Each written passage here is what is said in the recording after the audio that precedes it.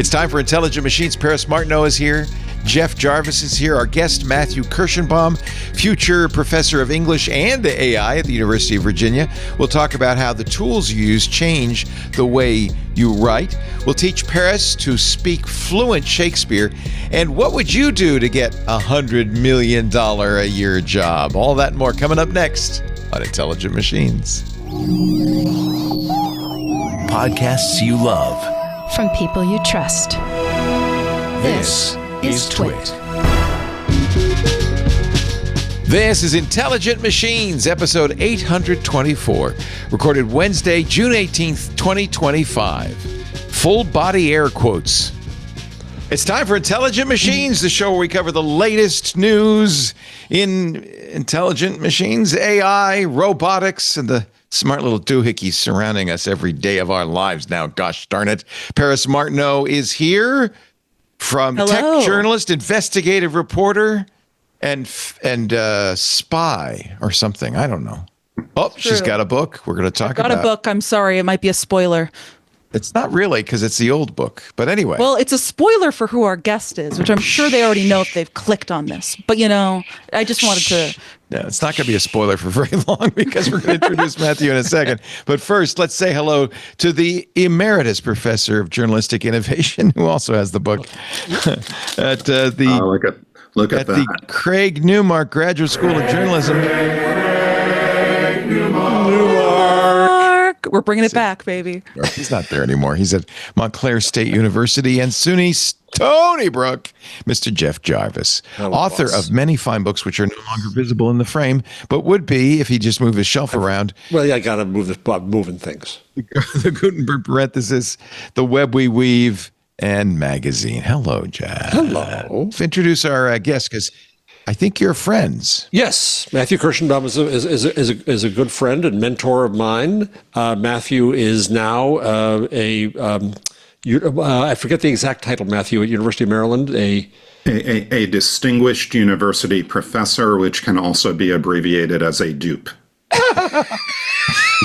And announced but not occurring yet, is going to a chair in English and AI at the University of Virginia, his alma mater. Matthew is Thomas Jefferson's University of Virginia. That's the one. Yes, that's the one. Wow. So I wonder Matthew what TJ would have thought about AI, having a professor of AI. That's few of them. That's interesting. Go ahead. Matthew is a wonderful mix of interests. He is a professor of English. He teaches students in how to do letterpress. He makes a lot of little Ben Franklins, and he's now in AI. He also was my publisher sent Gutenberg parenthesis to Matthew in a much longer version I'm embarrassed about, and he was the infamous reviewer number one. But too many notes, Mr. Mozart. Is that what kindly outed himself to me, so I got great advice from him, and I've learned a lot from Matthew in the meantime, and just delighted to have him here, because among the other things that he does, he's on an MLA, Modern Language Association task force about AI in the classroom. Between print to AI and text and track changes and all of that, we have lots to talk about. We should mention that the book you two are holding up, the book all three of us have read, was Matthew's previous tome, which was a history of word processing, and fascinating. Yeah. There's a lot to it. You know, it's a great story. But maybe word processing is coming to a rapid close now. We're just going to ask ChatGPT to type it up. No more words. No more words. Just processing. No, too many words, right, Matthew? Too many. Text-apocalyptic, you might say. One of the real issues in academia, of course, is that students seem to be so enamored of these AI tools that they're not doing their reading, they're not doing their studying, they're not doing their writing. They're letting AI do it. If you're going to be a professor of English and AI, you're going to be confronting that head on. Yeah, I think that's true. So first of all, just thank you all for having me on. I've been looking forward to this, and thanks, Jeff, for that very, very funny and kind introduction. I think it's hard to generalize about where students are with AI these days. You certainly see things. There was the story in, I think it was New York Magazine the other week, and really alarming statistics about percentages of students using AI tools to write their papers and so on. In my experience, teaching here at Maryland, students are all over the place. A lot of them still don't even have a full sense of themselves, what these tools are, let alone how to use them effectively. And that's really what I see as the big challenge for not just higher education, but education at all levels in the coming years, is to really educate people about what these tools are good for, but also the ways in which they may not be so good at all things or at all times. How are you using it in the classroom? In limited ways. And so with a colleague, I taught a class this past year, for example, where students had an assignment to use a large language model to offer a reading of a really well-known short story, The Yellow Wallpaper by Charlotte Perkins Gilman. It's something that pretty much every English major will read at one point or another. And rather than asking students to just write yet another sort of interpretation and close reading of the text, we had them first query the model about the story and engage in a critical dialogue with the model. And they were surprised, initially the students were, to find that ChatGPT already had read The Yellow Wallpaper, which of course it had as part of its training data, so it knew all about it.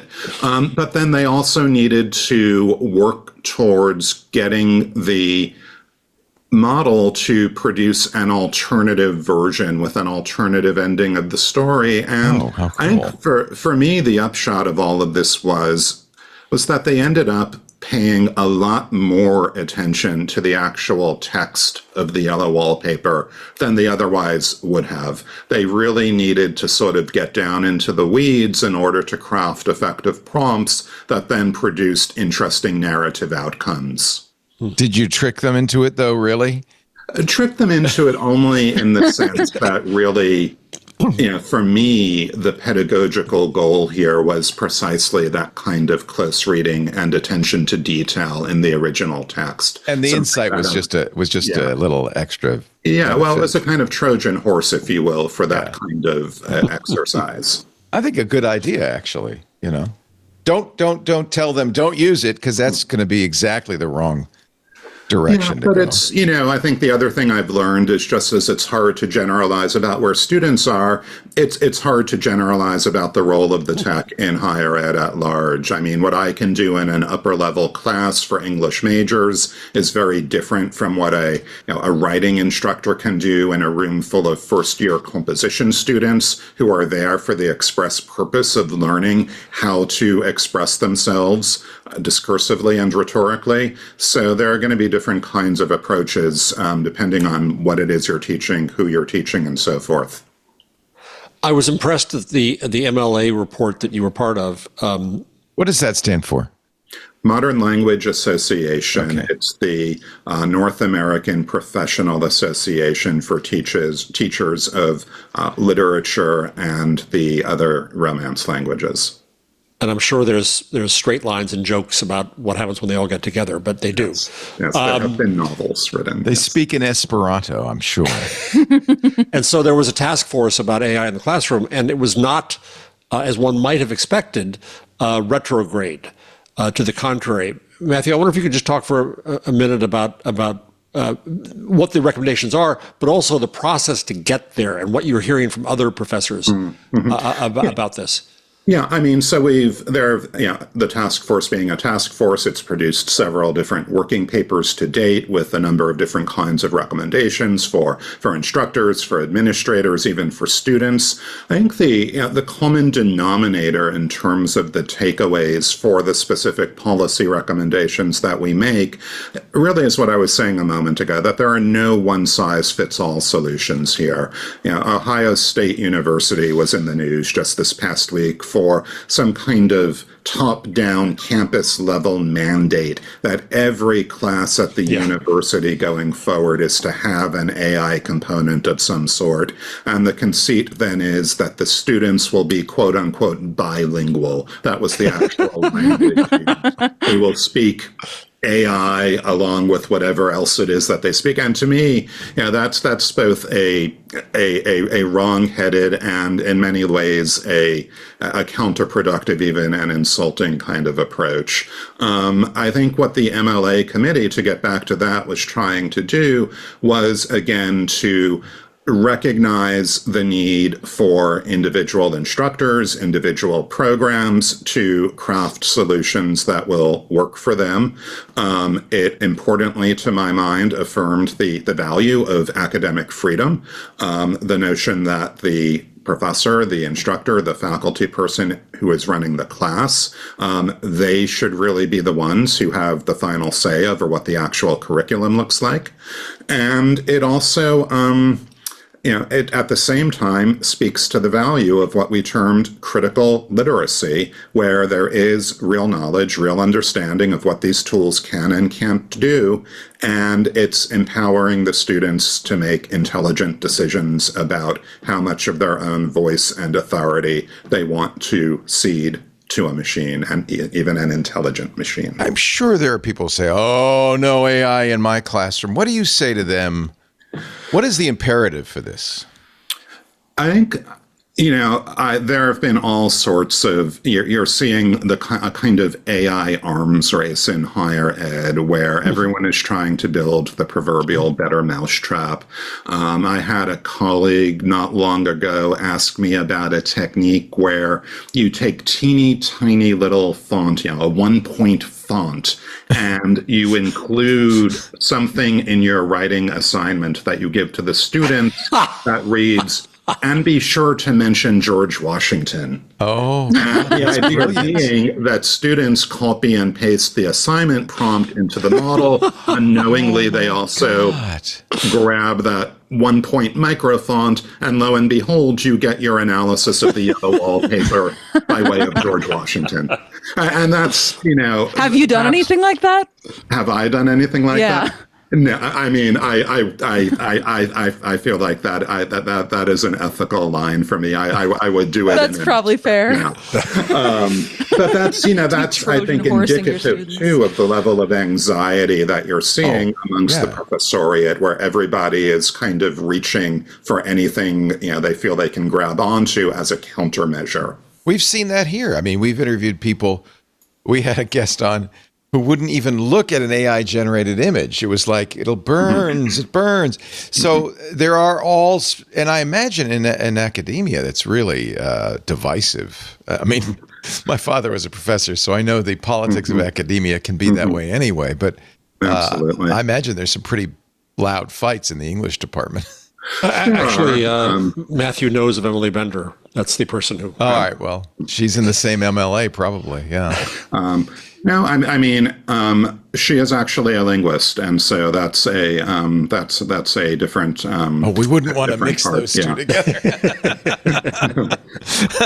Anyway, yes, I don't not to disparage her, but it's just that there are really variations. There are polls here. Sort of there are polls. Yes. Well, even something like so Jeff, you were kind enough to mention my position at UVA, which I'll begin in January of next year. The notion that any university, any institution of higher ed nowadays, particularly with budgets being what they are, that they would devote resources to recruiting faculty, specifically in AI. There are some on campus who find that tremendously exciting and forward-looking, and there are others who see it as a betrayal of the very educational mission upon which the institution was founded. And so you really do have that full spectrum of responses. What do you do if the kid does mention George Washington? Well, that's the other tricky thing. As people find out, it's even if you wanted to pursue some kind of academic integrity case, plagiarism, call it what you will. It's really hard to prove. And institutions are going to, I think, get themselves into legal hot water as well if that's the approach they insist on sticking to, because these things get very, very fraught, again, very difficult to actually prove. And in the end, it seems like a huge waste of not only resources, but a wasted opportunity to me. This should be the proverbial teachable moment. Yeah, it's kind of a paranoia that perhaps is not appropriate. Paris and Jeff will tell you, I'm kind of an AI buff.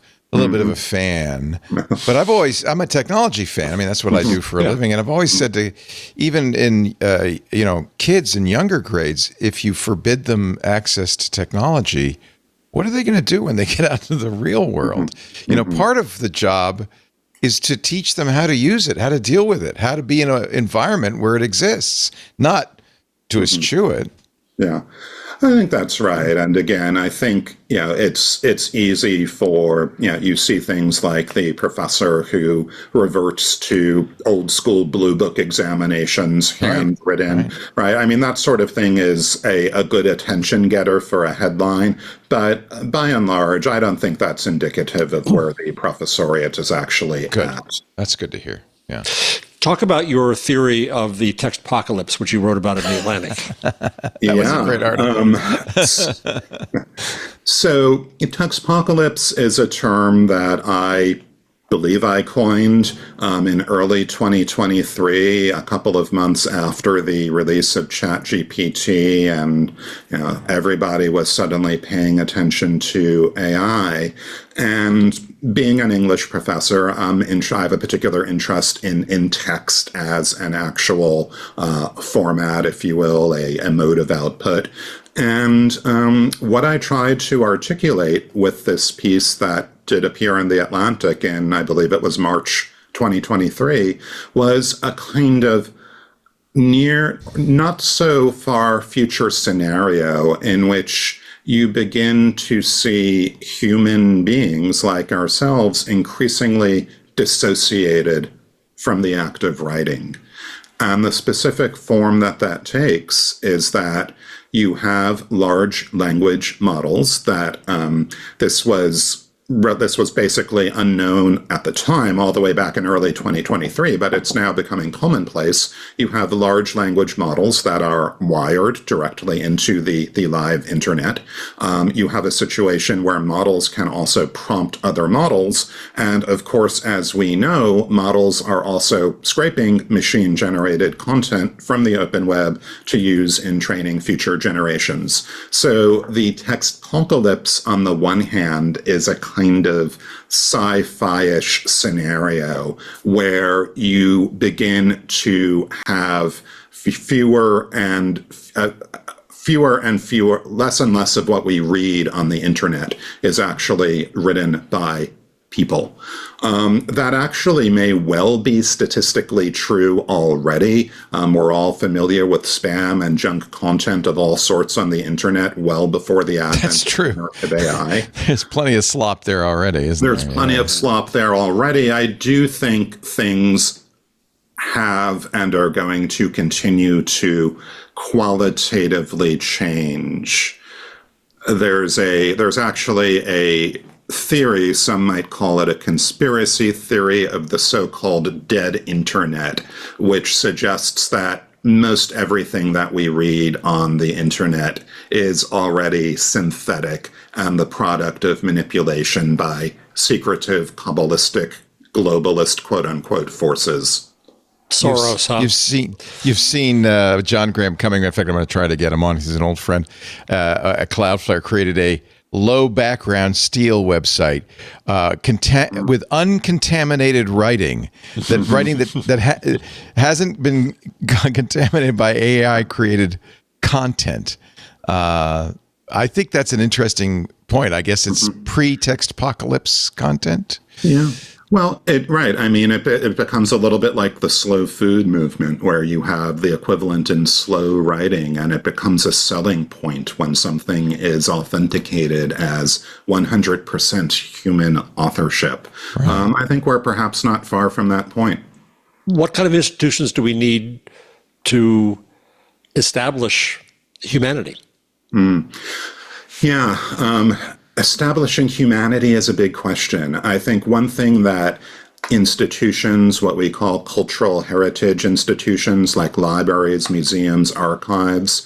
One thing that they're going to need to pay increasing attention to is the authentication of original renditions of important cultural heritage materials, by which I mean, how do you know that the image of the Mona Lisa that you're looking at on the internet, how do you know that that's in fact a faithful reproduction, a faithfully executed digital surrogate of the original, and that it hasn't been manipulated in some particularly subtle way, right? I mean, we're familiar with the phenomenon of deepfakes and the sorts of things where you see Donald Trump running away from a flying squad of police officers rushing after him, right? And everyone sort of understands that everyone recognizes that for what it is, right? We're not taken in by that.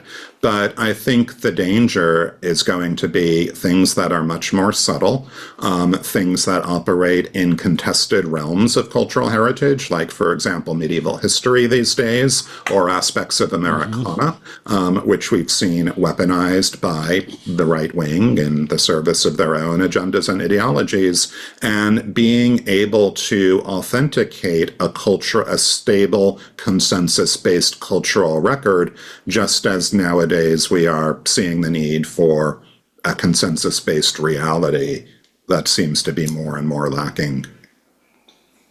It's almost, I almost feel like it's foolish to try to fight it. We just, certainly it'd be nice to be able to distinguish, but ultimately, I guess the question is, does it even matter? I think it matters. That may be my calling as a scholar and a humanist. I think part of what we want to do is also, this is something else we know as people who study the evolution of books and documents and paintings and music and what have you, that cultural phenomena are not static. They do evolve. They do change over time. There's a term that I'm fond of in my work, transformation, a portmanteau of transform and transmit, how things transform as they're transmitted. It's a giant game of telephone. Yeah, or a modern adaptation of Hamlet, right? And so the work does transform, but I think we want to see that happen in ways that are transparent, and again, not in ways that are being nefariously manipulated or weaponized to suit particular cultural agendas. Talk about analogs of technology's effect on writing in the past. I've been reading up on the typewriter and the arguments that it changed how people wrote, that it made Hemingway, and so on. And you have said, I quote you, by the way, saying that it's foolish to mark just one device or one factor. But there are certainly, I think, personally, when I went from typewriter to computer, it changed the way I wrote and thus the way I thought. And you covered this in Paris. Let's hold it up in Track Changes. You don't have my Kobo. I'd hold it up if I could. Your e-reader, which by the way, so you just to be. You Look couldn't at all imagine the Post-it notes you pretended to have read. Hey! I quoted. They're randomly placed. I could tell. You would think this would be a dry topic just for nerds, but it's actually fascinating. It really is. Yeah. What was the attitude about people? Was there similarly an attitude of using computers was cheating, was corrupting? How did we adapt to the use of computers in writing back then, and does that have any lessons for now? Yeah, that was such a fun book to do. I got to talk to a lot of actual writers and to just rummage around in old computer magazines, and even just looking at the ads was fascinating. Radio Shack ran a series of ads with Isaac Asimov. I remember those, yeah. Yeah. And so Track Changes is specifically a literary history of word processing. And yeah, I was interested precisely in the question of how mainstream writers, big names like Asimov, Stephen King, Anne Rice, a lot of this took me back to the fiction that I was reading as a teenager growing up in the 80s, because that was sort of the watershed moment for the emergence of the home computer market, which fiction writers, along with all the rest of us, were part of. There he is. Hey. And yeah, so many of the same anxieties. You had Gore Vidal in the pages of the New York Times Book Review in 1984 declaring that word processing is erasing literature. Wow. Asimov himself was originally a skeptic and claimed, as a number of writers did, that he was never going to make the change. And then a big part of what happened was peer pressure, again, where we're talking about an era from the very late 1970s through the first half of the 1980s. And, you know, writers I spoke to told me that, like, you went to a writers' conference like Breadloaf during those years, and the shop talk was all about computers. Everyone wanted to know what everyone else was getting and how big it was and so forth. And I think a number of writers began to feel like, not unreasonably, that they were going to fall behind and that they wouldn't be able to match their competition if they didn't get on board. Do you think computers made them better writers? You know, that's something I studiously avoided answering. Professors are no fun. You know, I remember going to the Museum of Pop Culture in Seattle, and they have Neil Stephenson's original manuscript of Snow Crash, which he's a famous writer about he created the metaverse. It's all he uses fountain pens on paper. It's this big. Yeah. It's huge. He wrote it. He hand wrote it. Yeah. There's the famous story of William Gibson writing Neuromancer, the novel that gives us the word cyberspace on a typewriter. But, love it. You know, I think the thing that I found was that here again, there was no one answer. There were some writers who immediately embraced the technology. Anne Rice was an early adopter and famously gave a copy of WordStar to the vampire Lestat in the Vampire Chronicles. So you saw this a number of times when writers would actually, as a kind of Easter egg, write their word processor into their own fiction. Oh, that's funny. Tom Clancy did something similar. Other writers were holdouts. Some writers said that they began to pay far more attention to their prose once they realized that they could revise it indefinitely. Others embraced the productivity gains, and this was important in genre fiction, like science fiction, like romance, like crime fiction, where a writer might go from being able to do one novel a year to 2 or 3, and that made a material difference in their ability to actually make a living and to be a writer. So there were all kinds of factors that went into these sort of stories of early adopters.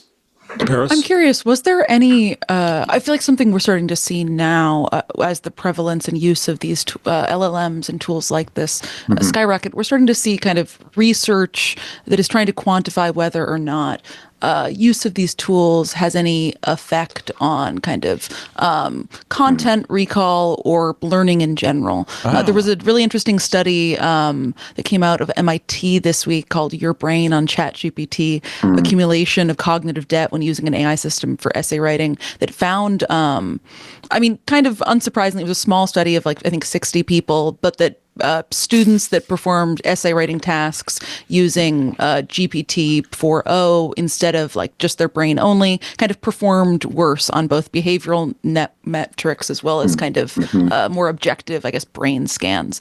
Do you know, was there ever any, as we talk about this, I think people often think studies like this are a bit of a moral panic when it comes to the technology of AI.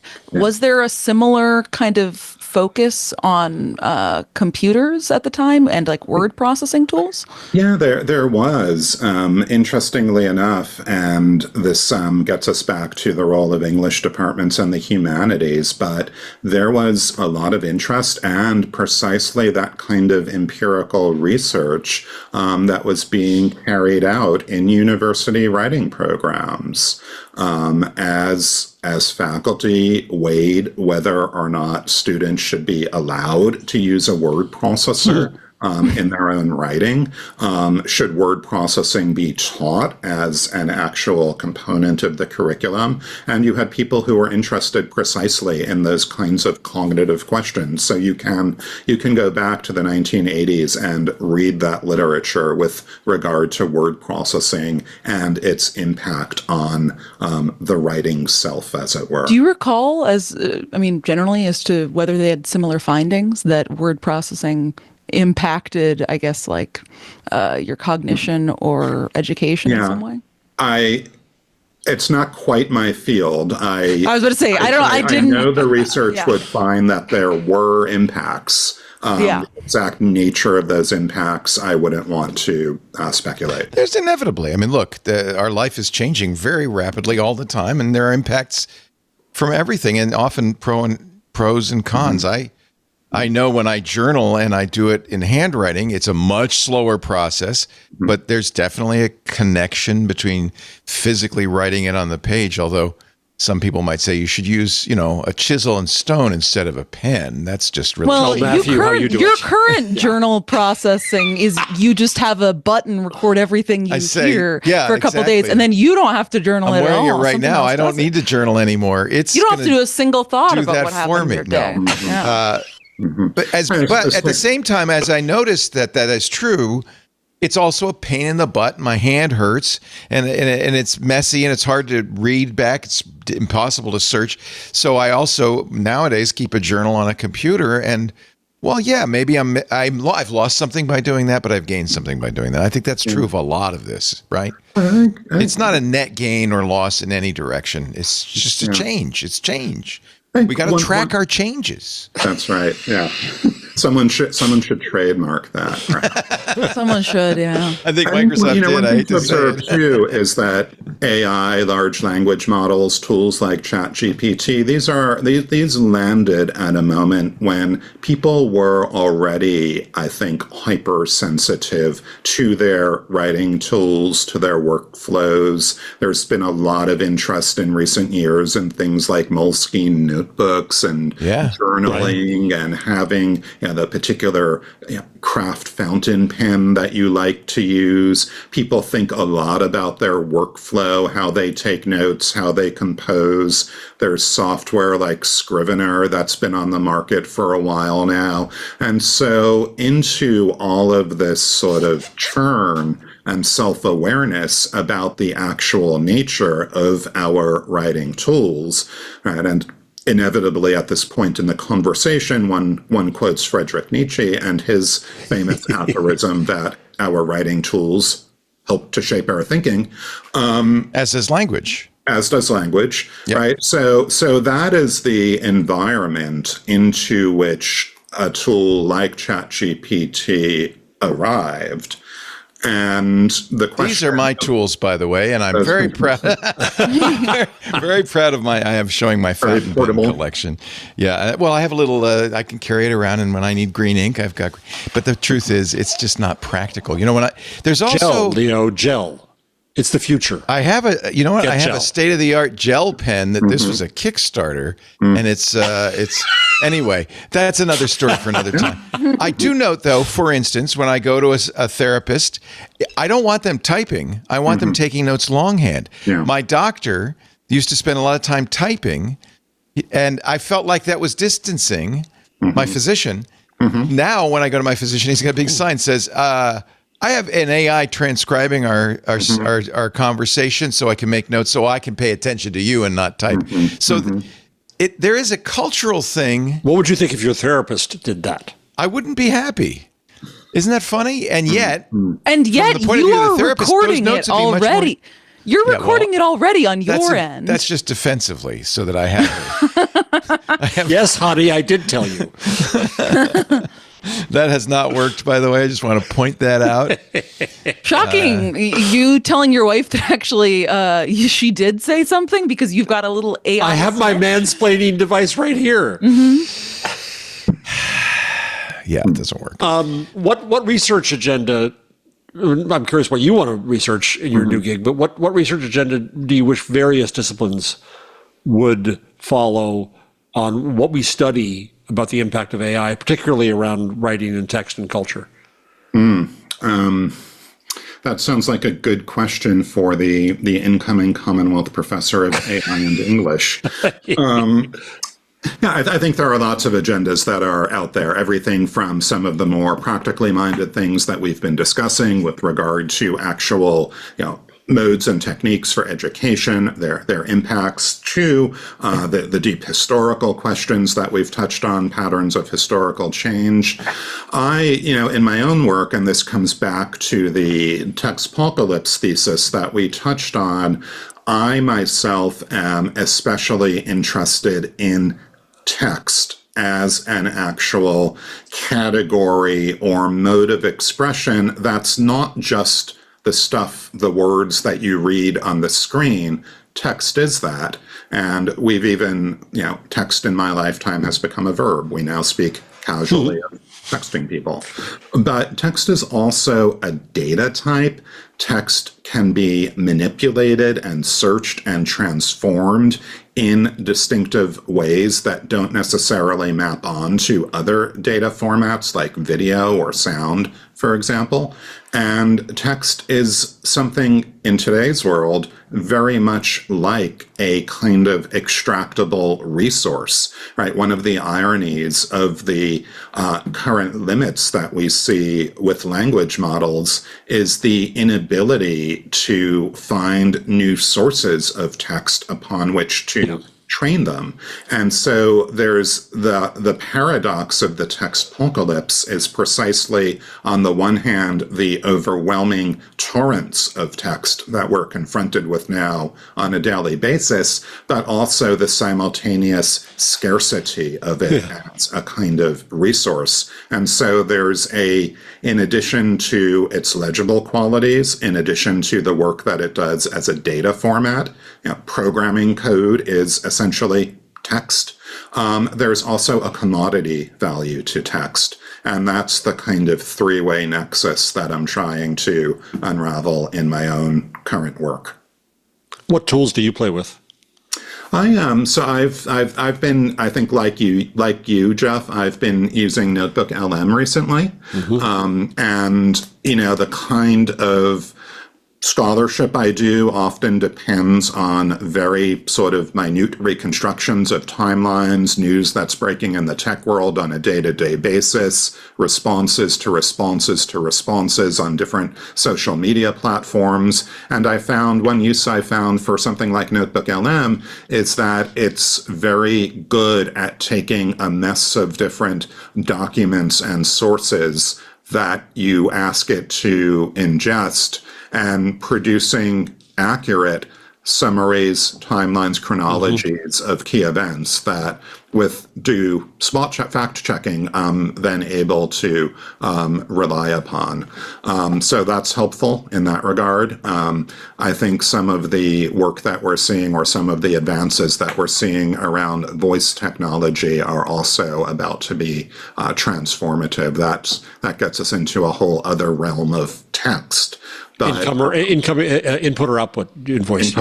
Input. I'm thinking primarily of input, but of Dictation. course output too. Yeah. And I think we're on the verge of a new kind of orality as well in our relationship. Yeah. Well, I have to thank Matthew before we leave that he helped me. I don't think I told the story here. I wanted to try out a Perplexity new model, and I took a paragraph that I had written in hot type, coming soon, and asked it to just riff on it. So it was a demonstration for the show, and it gave me a beautiful page-long exegesis on the transformation from digital mathematics with Leibniz to Morse code, to Baudot. What's right? I didn't talk about this because you corrected my pronunciation, Leo. To ASCII and so on. And it came back with this wonderful phrase about a cascade of symbolic abstractions. And I really wanted to use that phrase, but I didn't know what to do because I didn't want to say in the text of the book, as Perplexity observed, that'd be pretty dumb. So I went to Matt on Facebook and I said, Professor, what do I do, MLA task force member? And he advised a discursive footnote, which in fact it is. But that's the issue, right? Because that too is not going to scale. You can get away with it once and it's a novelty, but every time you use Perplexity as a writing assistant, you're not going to be able to do that. What are the ethics of that, do you think? Of citation? Yeah, I mean, I think maybe we need to sort of rediscover the colophon where we talk about the technical ecology behind the work. That's a good idea. Without necessarily, without citing every individual passage, but make the reader aware of the kinds of tools or models that that might have informed some of the prose. Yeah, I love that. An updated colophon. For those of you who don't know, the colophon appears at the end of the book, which I have one at Gutenberg parenthesis that says what typeface was used and how it was produced. They're rarer and rarer. I love them. Unfortunately, I think it's a great thing. But you're a type nerd. Matthew, it's a pleasure meeting you. We loved Track Changes. I'm glad you're doing that scholarly work, and I wish you all the best at your new position as a professor of English and AI at UVA. There'll be some lucky Hell of a students. combo. Yes, starting in January. Thank you all. Yeah. Thank you all so much. This was so much, Matt. Thank you. Great to have you on. Cheers. Matthew Kirschenbaum, everybody, and Intelligent Machines. We'll continue with AI news in just a bit. Our show today brought to you by our good friends at OutSystems, the leading AI-powered application and agent development platform. This is such a cool story. For more than 20 years, 2 decades now, OutSystems have been around. Their mission to give every company the power to innovate through software. But you may have noticed in the last few years, things have changed a little bit with software. And OutSystems is there. They're already. So if you are a business or you're an IT team, you know this famous conundrum, build versus buy. IT teams typically have 2 choices. You could buy off-the-shelf SaaS products for speed, but you lose some flexibility and you certainly lose differentiation because your competitors are probably using the same stuff. Or, okay, we don't want to buy, let's build. Oh my God, I've done that. Building custom software costs time and money, and often what you get is less, let's say suboptimal, less than the best. Well, there's a new path between build and buy. AI forges the way for a new idea, the fusion of AI, low code, and DevSecOps automation into a single development platform. Your teams will build custom applications. Yes, you heard the word build, but they'll be doing it with AI agents as easily as buying generic off-the-shelf sameware. Plus, because you're using OutSystems, flexibility, security, scalability are already built right in. With AI-powered low code, teams can build custom, future-proof applications at the speed of buying. With fully automated architecture, security, integrations, data flow, permissions, everything you would want is already done. OutSystems I think it's going to be the last platform you'll ever need to buy because you can use it to build anything. And oh yes, by the way, customize and extend your existing core systems. Build your future with OutSystems. Visit outsystems.com/twit to learn more. That's outsystems.com/twit. We thank them so much for supporting intelligent machines. This is the place to come if you have an intelligent product. You were talking about text-to-speech, and it reminded me of this new Chatterbox. Have you played with this at all? A little bit, yeah. It's pretty cool. So this it's on Hugging Face because, like a lot of open weight models, Hugging Face can host it. So what you do is you give it some text, but then you read or record some reference audio. So I'm going to record some reference audio in my voice, right? So this is just my voice. It's not related to the text. It's just me talking into the thing just to give it. I think sometimes they call it prosody to give it the outline of how it should sound. So now I have a little recording there. You can change the exaggeration. Let's turn it up so it's really effusive. And you can change the pace. Radio voice is really radio now. Yes, it'll be very radio. And now I'm going to burn a couple of rainforests real quick. And I've created the output. I took Polonius's famous speech from Hamlet. I don't know what this is going to sound like. Neither a borrower nor a lender be, for loan oft loses both itself and friend, and borrowing dulls the edge of husbandry. This above all, to thine own self be true, and it must follow as the night the day. Thou canst not then be false Get to off any the caffeine, man. I gotta turn down the exaggeration. That was a little much. Maybe I should make myself but That was isn't that impressive? crazy. You can take any voice and style the output. Let me try it. This is a little more calm. Neither a borrower nor a lender be, for loan oft loses both itself and friend. Sort of And sounds borrowing like me. dulls the edge of Sort of, husbandry. yeah. This above all. Do you want to try it?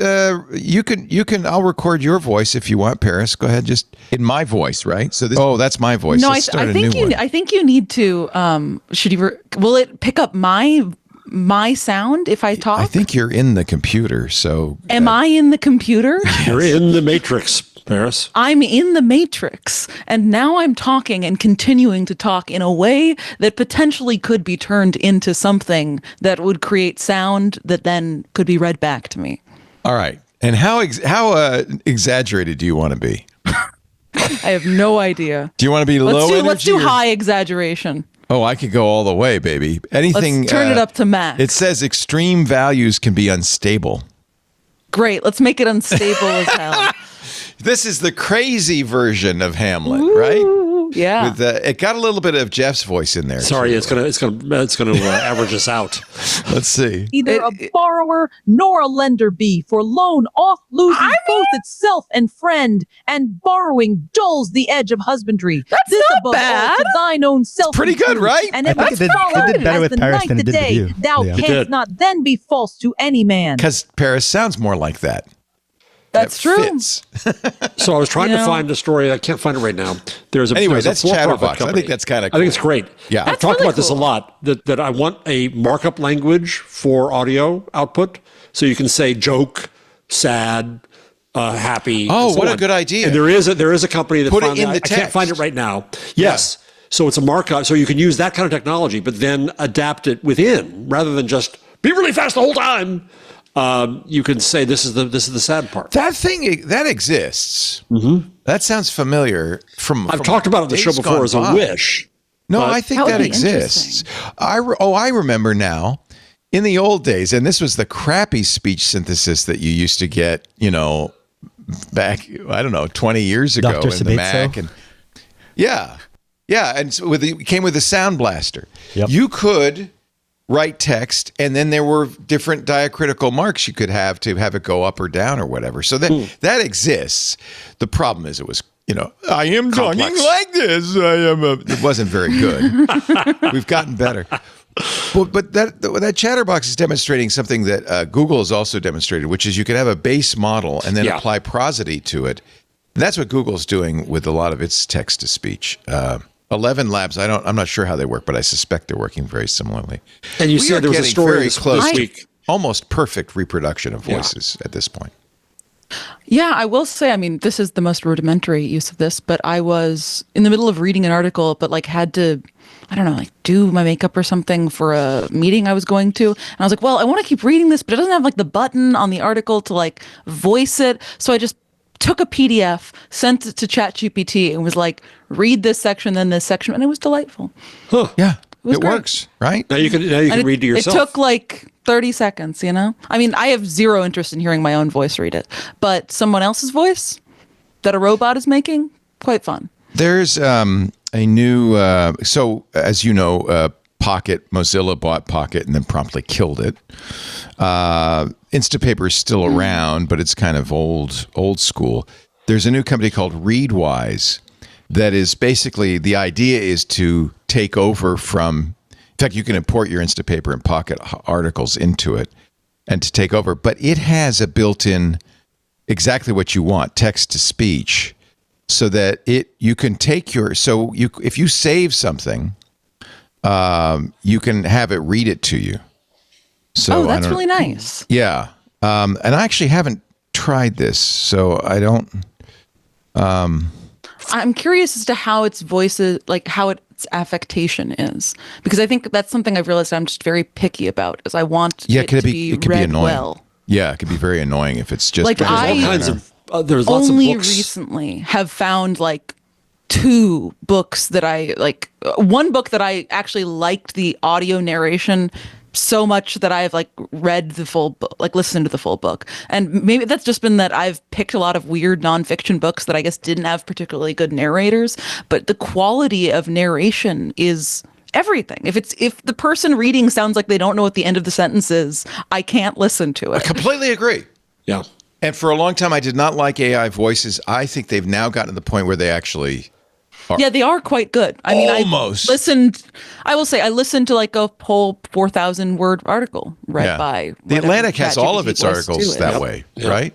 Yeah, and a lot of I had remember when that feature first came out in a lot of websites. I think the Times was one that had kind of prominently displayed it early on, and I remember it sounding awful, and I was like, this doesn't seem Well, sort of their fun to me. podcasts, but Well, yeah, but like now I think we're finally at a place where the technology is absolutely there, and I'm really excited to see that as like I think that an ideal way for it to be implemented to me, which I'm sure is a bit more technically complicated but not impossible, certainly in our day and age, is like a combination of the two, where I could be 1,000 words in to the article, I could right click on a word and be like, read to me from this place.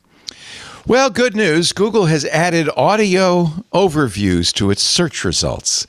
So now when you make a search, you can have Google read it to you. Let me see. Read the AI overview. Okay, the Google's AI overviews are so frequently wrong, though. Yeah. Like comically wrong. Let's see. It said the Google AI reviews have become the new ad to me. I skip that whole block now. I completely agree. In fact, I would turn this off. This feature is to a the part point- of Google's Labs. Transform your Google search results. So it's not necessarily the AI results. I think it's all the results into engaging audio overviews. What I think this is Notebook LM.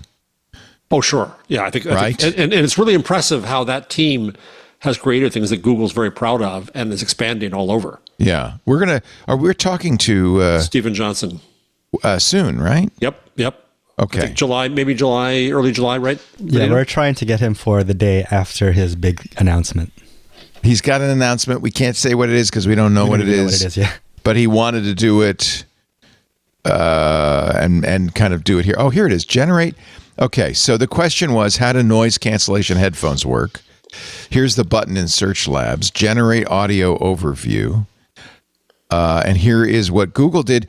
This is not an AI. Well, it is, but it's summarizing Reddit, the New York Times, YouTube, and other sites. 9 sites. Ever wonder how noise-canceling headphones managed to It is keep that Notebook bubble LM. of silence? Yeah, I know especially her. on Noisy CI? It's like magic, isn't it? I It really does know seem like her. it, but it's actually pretty cool science. I know him There's actually too. 2 forms of noise reduction going on, passive and active. I like types, it huh? that they're So swallowing noise their is the words passive like type, a right? human. Like how earmuffs work. Exactly. Think of it as a physical barrier. The ear cuffs themselves, especially on over-ear I headphones, hate this are designed to formatting. create Me a also, tight I hate seal. this. And dense materials can block more sound. So like sticking your fingers in your ears. What about earbuds that fit snugly? Same principle?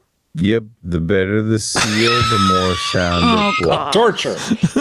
Passive So blocking is only the the first line kind defense. of Why do people? You're right. I don't know Wait, anybody pause who it. likes That work? this. Is that Why how do they real do magic this? happens, right? Can you got pause it? Active noise cancellation. No, I'm or enjoying ANC. It's a because they can situation. Barris is Yeah. going nuts. So It's impressive. I wanted Yeah. to rant, but I didn't want to rant over it because it was starting to annoy me to a point. It reminds me of like, I feel like there should be a name for this. The sort of strange feeling when you get when you read something, you're like, oh, that's the Uncanny classic Valley. chat. No, but it's the ChatGPT format where it's like ChatGPT loves to write stuff like, thanks Yeah. for sending that, M dash. I really enjoyed it. Like Yeah. a very specific form of it. This reminds me of like the audio podcast version of it, is where these LLMs kind of have a go-to formatting and just well, what do you think that is? This person? Well, you may have, and then they're kind of I doing think these that's strange little correctable. affectations. I think that's mean, how it's yeah, trained. it's just Be a good assistant to me. Don't waste my time. Get to the point. Yeah. Yeah, Well, it feels like it's trying too hard. Why are you trying to be a person? Just give me the information I asked for. Right. This is that sycophantism. It reminds me of the infamous Google presentation where they were talking about the assistant who would book a haircut for you, and they were like, and like doing all these little kind of voice affectations to make you believe it. Yeah, you make very good robot. I believe you. Yeah, I believe you're made up. Frustrating. And to what end? That summary also didn't get going until the first 10 seconds was just it wastes your fluff. time, just like a podcast.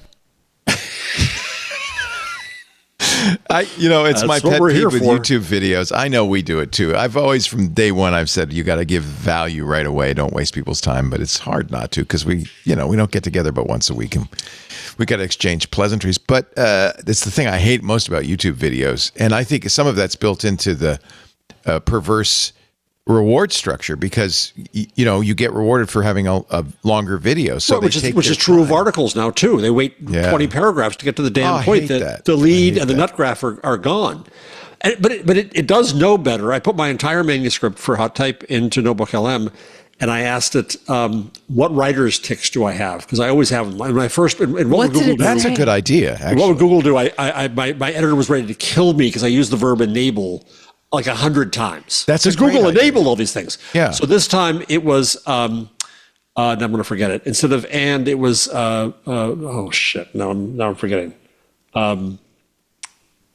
As well as. As well as like 35 times. Yeah. And it very nicely said, it could just be and. Wow, I need to do this now. I need to put all my work into an LLM. And frankly, we could do it with our podcast because people. My tics are I used way too many M dashes, but specifically, and this is something so I'm starting to get more. See, the AI would appreciate that. ChatGPT Pro. The AI doesn't listen, even though it says it has memory. It doesn't. It barely remembers anything. Because I've told ChatGPT Pro like 4 times now, I don't want you to be using M dashes in your writing to me. Specifically, I was like, I don't want M dashes that are like connecting 2 disparate clauses together. Like, you can thanks use for a sending period. that M dash. I really enjoyed it. Right. Don't want that. M dash is only as a additive or like an aside thought in between one sentence. Like I like an M dash is kind of like a big parentheses. But it said yes, I'm adding that to my memory, and then the day after, because dashes are good, Paris. They're good. Strunk they and are, White. but I don't like them like that. I don't Strunk use and M White dashes in that way, them. and it. They say it strengthens your prose. It gives it some oomph. Now, my rule is only 1 pair in a sentence. Well, Darren I would hope Oakley so. Says I need to put that in the custom instructions, not in memory. But Frank, I'll do that, but it should work if I tell it memorize this and then prompt it 2 other times. It should work is never. Similarly, like it has in its memory that I do in a podcast with you 2 about AI, and sometimes I ask like, oh, what questions do we ask in this guest? And like today, it gave me questions, and I was like, remember, my podcast is about AI, and I was like, this is too late. This is not. I mean, usually the questions aren't that useful. Put it in the custom instructions. I know, but why do you say you have a memory if I have to go do another step to make your memory work? That's the point. Why not be good at your job the first time? Can you remind me not to use M dashes anymore in the whatever? I guess I don't type to you very often, do I? If I ever type to you, tell me not to use M dashes. Let's see if it remembers. He's so slow. I think he's helping other people right now. Your call is very important to us. Oh, screw you. He's going to talk in a bit. Here is we're going to 45 minutes later, we're going to get he's going to say something. Thank you, Leo. No more M dashes. Oh, it said it did. Oh, there he was. Something. Brief. He was brief. Thank beautiful. you for the guidelines. Well, I've told him to be concise. That's part of the problem, right? There is a lot more AI slop in the world. Here's an ad. I'll be sure to let you know if I spot one in your messages from now on. I don't think I've seen you use them often, but I'm ready.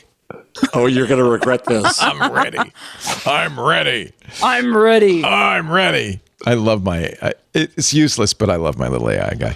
Here is an ad you might have seen recently for some sort of You crypto. guys are obsessed with watching ads.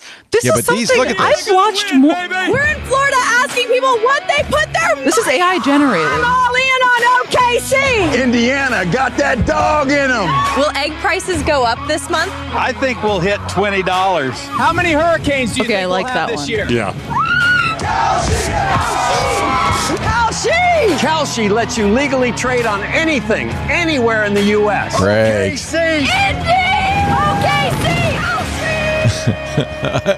Now that's a good ad. Isn't that a good ad? What world do you live in? I can't emphasize enough that doing this podcast more so than I think my entire disturbing? life. It's Are you just disturbed? I'm just saying never before in my life have I experienced people showing me ads and being like, "Isn't that a good ad?" But that happens like right. at least every couple of weeks. How about this? this? Is this what you do in your day-to-day life? This is Are you all do you I go do and like show all day, every day ads is to look for friends? stuff to entertain you with, Paris. Listen, And apparently I'm I was failing. entertained. It's very curious to me. I've always wondered. I'm like, I even who's chose out there this really shirt for enjoying you. an ad? I It's- do like the shirt. It's a cat Dia de los Muertos. Anyway, this is America's Got Talent. The auditions, you'll see it on TV, but this is the Boston Dynamics robots auditioning for America's Got. Here, I got prefer an the ad. robots Okay, to human beings in this. Oh, I Another don't want an ad. ad. I'm not logged in. One thing. Skip. We don't want to Here we watch go. this ad. We want this ad. These are. I'm going to get taken down. Oh, if I they're play so the video. amazing. We gotta stop. Yeah. Yeah. No, we could play this. Look, we could play the video, just not the music. It's imagine yourself. They're dancing to Queen. I'm dancing robots. The funniest thing, though, watch. Because one of the robots gets so excited it passes out. These are those famous. The scary- lighting is the- bad on this. But the show Scary must dog. go on because the rest of them keep going. They keep going. There's Simon Cowell getting all excited and oh, wait a minute. What happened? Oh my God. This one's gone to sleep, she says. But you know what? They're troopers. They keep on dancing, even though one of their robotic dogs has barely died. What was that part of the dance? I don't know. No. And then towards the end, I'll give you a spoiler alert. The Boston Dynamics woman comes out and it wakes up and goes marching around the stage, and the crowd goes wild. She looks human. She's human. But She they're looks not. human. So I do. I think a lot about that. I think at one point we watched a woman in a cowboy hat doing like a little honky tonk sort of dance with a bunch of Boston Dynamic robots, and that was my favorite Boston Dynamic dance. I enjoy the mix of human and robot. Does it not worry you that they're trying to humanize these killing machines? That's what I was about to trying to say. humanize the killing machines forever? We can't listen. The ship has sailed on Boston Dynamics robots. That was like 5 years ago that they were making them do fun things. Yeah, and OpenAI's in the Pentagon, and Boz scary. at Meta has joined a special army of AI.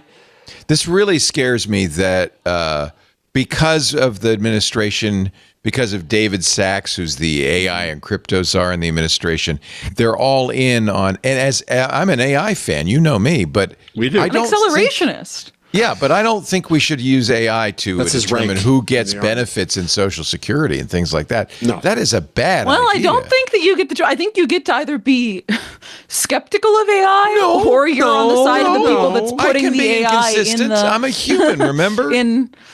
That's true.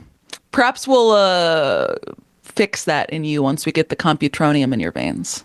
By the way, that ad aired during the NBA Finals and only cost him $2,000. So I think this is the huge story What? that's not being talked about Really? much. Oh. Is when They Meta generated said like Sora or whatever. Oh, I thought you meant $2,000 to place. $2,000 to no, make. to make. It cost him, Creative. probably cost him $1 Creative. million to place it, but only $2,000 to make. When Meta said that they were going to put everything in advertising on AI, both creative and media, I think that's gigantic. I think it's the first industry that's going to be hit, and we're already seeing stock prices down. And I think it's the easiest place because what, making 30 seconds is something pretty And easy.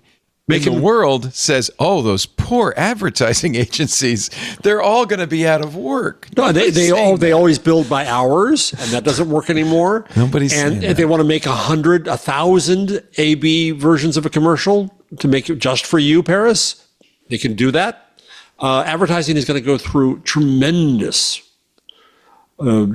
It's the production people I care about, though. You know, like all the cameramen and actors and lighting people and grips and sound people. Tell them to get a real job. That's all. You know, tell them to become a podcaster. There's a future in podcasting. Darren Oakey in the chat just posted a Boston Dynamics video that I think we do need to play. It's one of the robots, but it has like fur on it. Oh, to make it a little bit and less. It's unpalatable. I think it looks more concerning, frankly, but I do think we need to watch it. We need to watch it dance around. Trying to watch on YouTube. I'm saying it, but will it do it? Go to the right for that. Go to the big thing. The box. Okay. Click the link, Grandpa. Click the URL. Go mouse up top. What's the URL? That blue thing. It's not gonna hurt you, I promise. It ain't opening. Nothing's happening. I think it's Click on the box next to YouTube to the right. The no, full screen it's box. something going on with my my browser. You have too many tabs open. Because you're not using Chrome. Because you're. I'm not. I'm using Zen. Are you using that AI browser thing? No, Dia, you want me to try that? I could show it to you. I've got it. It's terrible. Really? I assume it's bad. It's not. I don't know if bad's the right word. I just think it's sad because this is the thing. Is this the browser company one? Yeah. This is it. Look how clean that is. I was earnestly quite excited for what they were pitching, I feel like, early on in their company's existence. What was the idea? Remind us of the idea. I believe their idea was like, we just want to create a better browser, like an interesting browser that we think people will use that solves a lot of the problems that, you know, Google Chrome and Firefox still have. Like try and like really innovate on browser design. But since then, they've completely pivoted from, I believe, what their original pitch was and are now being like, what if browser but AI? And like, that's just not as interesting to me. I mean, I guess it makes more sense because then you'll get a lot more funding if your pitch is what if thing but AI, but it's just not as, I don't know. All right. When we come back, I would take a real break. You're going to meet Sparkles, the new dog. You're going to love Sparkles. From Boston Dynamics. Stay tuned. You're watching Intelligent Machines with Paris Martineau. You want to share anything about the job hunt at all, or is that a secret? Nope. Secret. Not a word. Mum's Not the a word. word. How about the dating scene? How about that? Mum is also the word on that. Jeff Jarvis. He's got a new job. He's a professor of journalism at Montclair State University and the State University of New York. I'm a fellow at Montclair State. So Fellow. The faculty doesn't get mad at me there. He's a fellow. I'm a fellow. A fellow is not the same as a professor? No, because it's. Are you a jolly good fellow? I'm a fella. All right. Anyway, you're watching that whatever this is. A bunch of people in the witness protection program, apparently. But the show brought to you by somebody who wants you to know about them. Big ID. This is really interesting. You know, I think companies want to use generative AI, right? I mean, it's clear. You know that. But there's also this great fear about it, especially one of the big fears is, what do we train it on, right? We don't want to give away company secrets. Big ID is the next generation AI-powered data security, compliance, and privacy solution. I think I better explain that. It's clear AI is transforming businesses, but with data risk, bias problems, right? That's a problem too. Compliance challenges. Are you adopting AI responsibly? Well, you can with Big ID. Big ID delivers end-to-end AI and data governance to help enterprises manage risk, enforce policies, and ensure responsible AI adoption. You really need this. It's important to ensure that AI only accesses safe-to-use, relevant data, automatically tags sensitive information by policy and type. Big ID is the only leading solution that will help you uncover dark data through AI classification, that will help you identify AI risk, that will help you manage the data lifecycle and scale your AI strategy. The best part is it integrates with your existing tech stack with unmatched data source coverage and allows you to automate privacy and security workflows. Imagine just pushing a button and it goes out and it looks and sees what you've got, where you've got it, where the dark data is. You could take action on data risks with automated remediation orchestrations. You can automate privacy management. You also get regulatory compliance. Data rights requests are easy to handle suddenly because you know what you've got. I can't tell you how often we get data rights requests and we go, do we know that? I don't know if are we collecting that data? No reason to be in the dark about that. And it works with what you've got. Partners include so many companies, certainly the ones you use: ServiceNow, Palo Alto Networks, Microsoft, Google, AWS.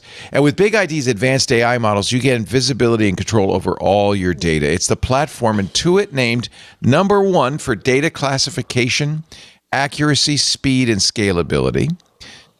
Big ID also equipped the U.S. Army to eliminate the dark data and automate data retention. And can you imagine 250 years worth of data, right? The U.S. Army's got some on-prem, some in the cloud, some on zip disks. Who knows where it is? But they love Big ID. This is the quote from U.S. Army Training and Doctrine Command. Quote, "The first wow moment with Big ID came with being able to have that single interface that inventories a variety of data holdings, including structured and unstructured data across emails, zip files, SharePoint, databases, and more. To see that mass and to be able to correlate across those is completely novel. I've never seen a capability that brings this together like Big ID does." That's a pretty good endorsement from somebody who's got a lot of data. CNBC recognized Big ID as one of the top 25 startups for the enterprise. They were named to the Inc. 5000 and the Deloitte 500 4 years in a row. The publisher of Cyber Defense Magazine says, quote, "Big ID embodies 3 major features we judges look for to become winners: understanding tomorrow's threats today, providing a cost-effective solution, and innovating in unexpected ways that can help mitigate cyber risk and get one step ahead of the next breach. Start protecting your sensitive data wherever your data lives at bigid.com/IM. You get a free demo, see how Big ID can help your organization reduce data risk and accelerate the adoption of generative AI. Again, that's bigid.com/IM. Also, there's a free guide to help you understand the risks of generative AI and data-driven strategies to ensure responsible and compliant AI adoption at bigid.com/IM. All right. Now, you've been very patient. Meet Sparkles. Oh, they just put it in a furry outfit. It's still a killer. I don't know machine. how I feel about it, though. Is I thought that the furry outfit would make me less concerned or like it more, but the furry, for some reason, maybe it's because it's like half. It's like, what if a dog, but you removed half of its flesh? It makes me more concerned. Like, it's just the top flesh of a dog in a way that's not great. Did you ever play the game Five Nights at Freddy's? No. Yeah, you're stuck in a Chuck E. Cheese Pizza Time style, place with animatronics. But you're a night watchman and you're sitting there and you got to keep an eye on everything. And the animatronics, which look just like that, come alive and start to get closer and closer to you. And there's jump scares and all. It's just like that. There's nothing more scary than a friendly looking dog that is anything but. Yeah. So, Leo, since we're on light moments, I took a special trip yesterday. I put in the Discord. You'll want to see. A special trip? A special trip. I was in New York. Did you go to a skee ball at Emporium? No. Oh, I'm jelly. Look at that, Salt Hanks. Now, it turns out I was wrong about the opening day. They put it off. Right? Yeah, it's Friday. I did a selfie. If you go up, there's another picture. It's right. It is literally next to John's Pizzeria. Right next to John's. Holy camoli. I love the blue outside the building. It's so very cute. Nice. Aw, Jeff, that's so cool. I looked in the window. I peeked in the little bit of paper that was there. I didn't see anybody with a mustache, so I don't think.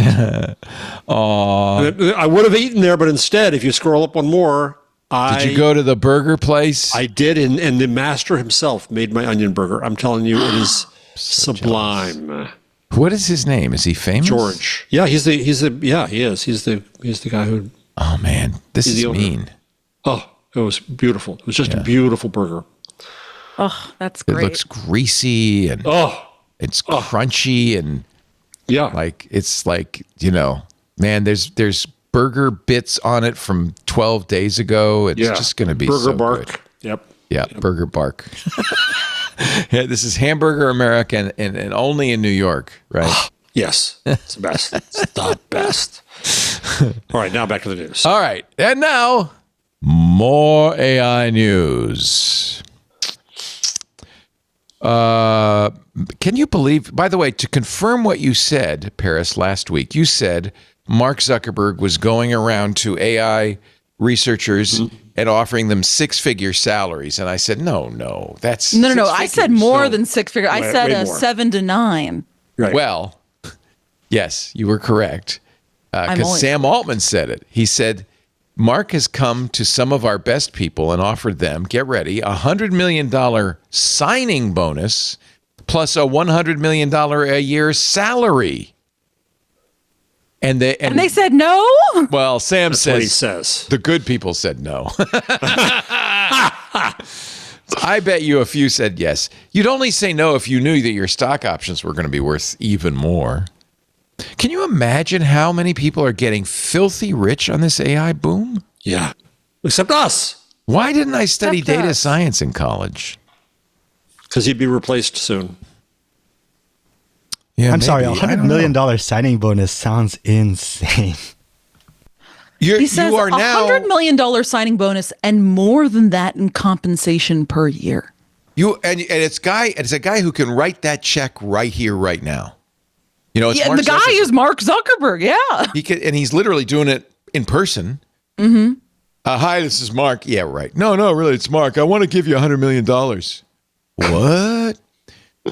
But Mark, you get that bonus. You work for a year to get that bonus and the 1 year salary.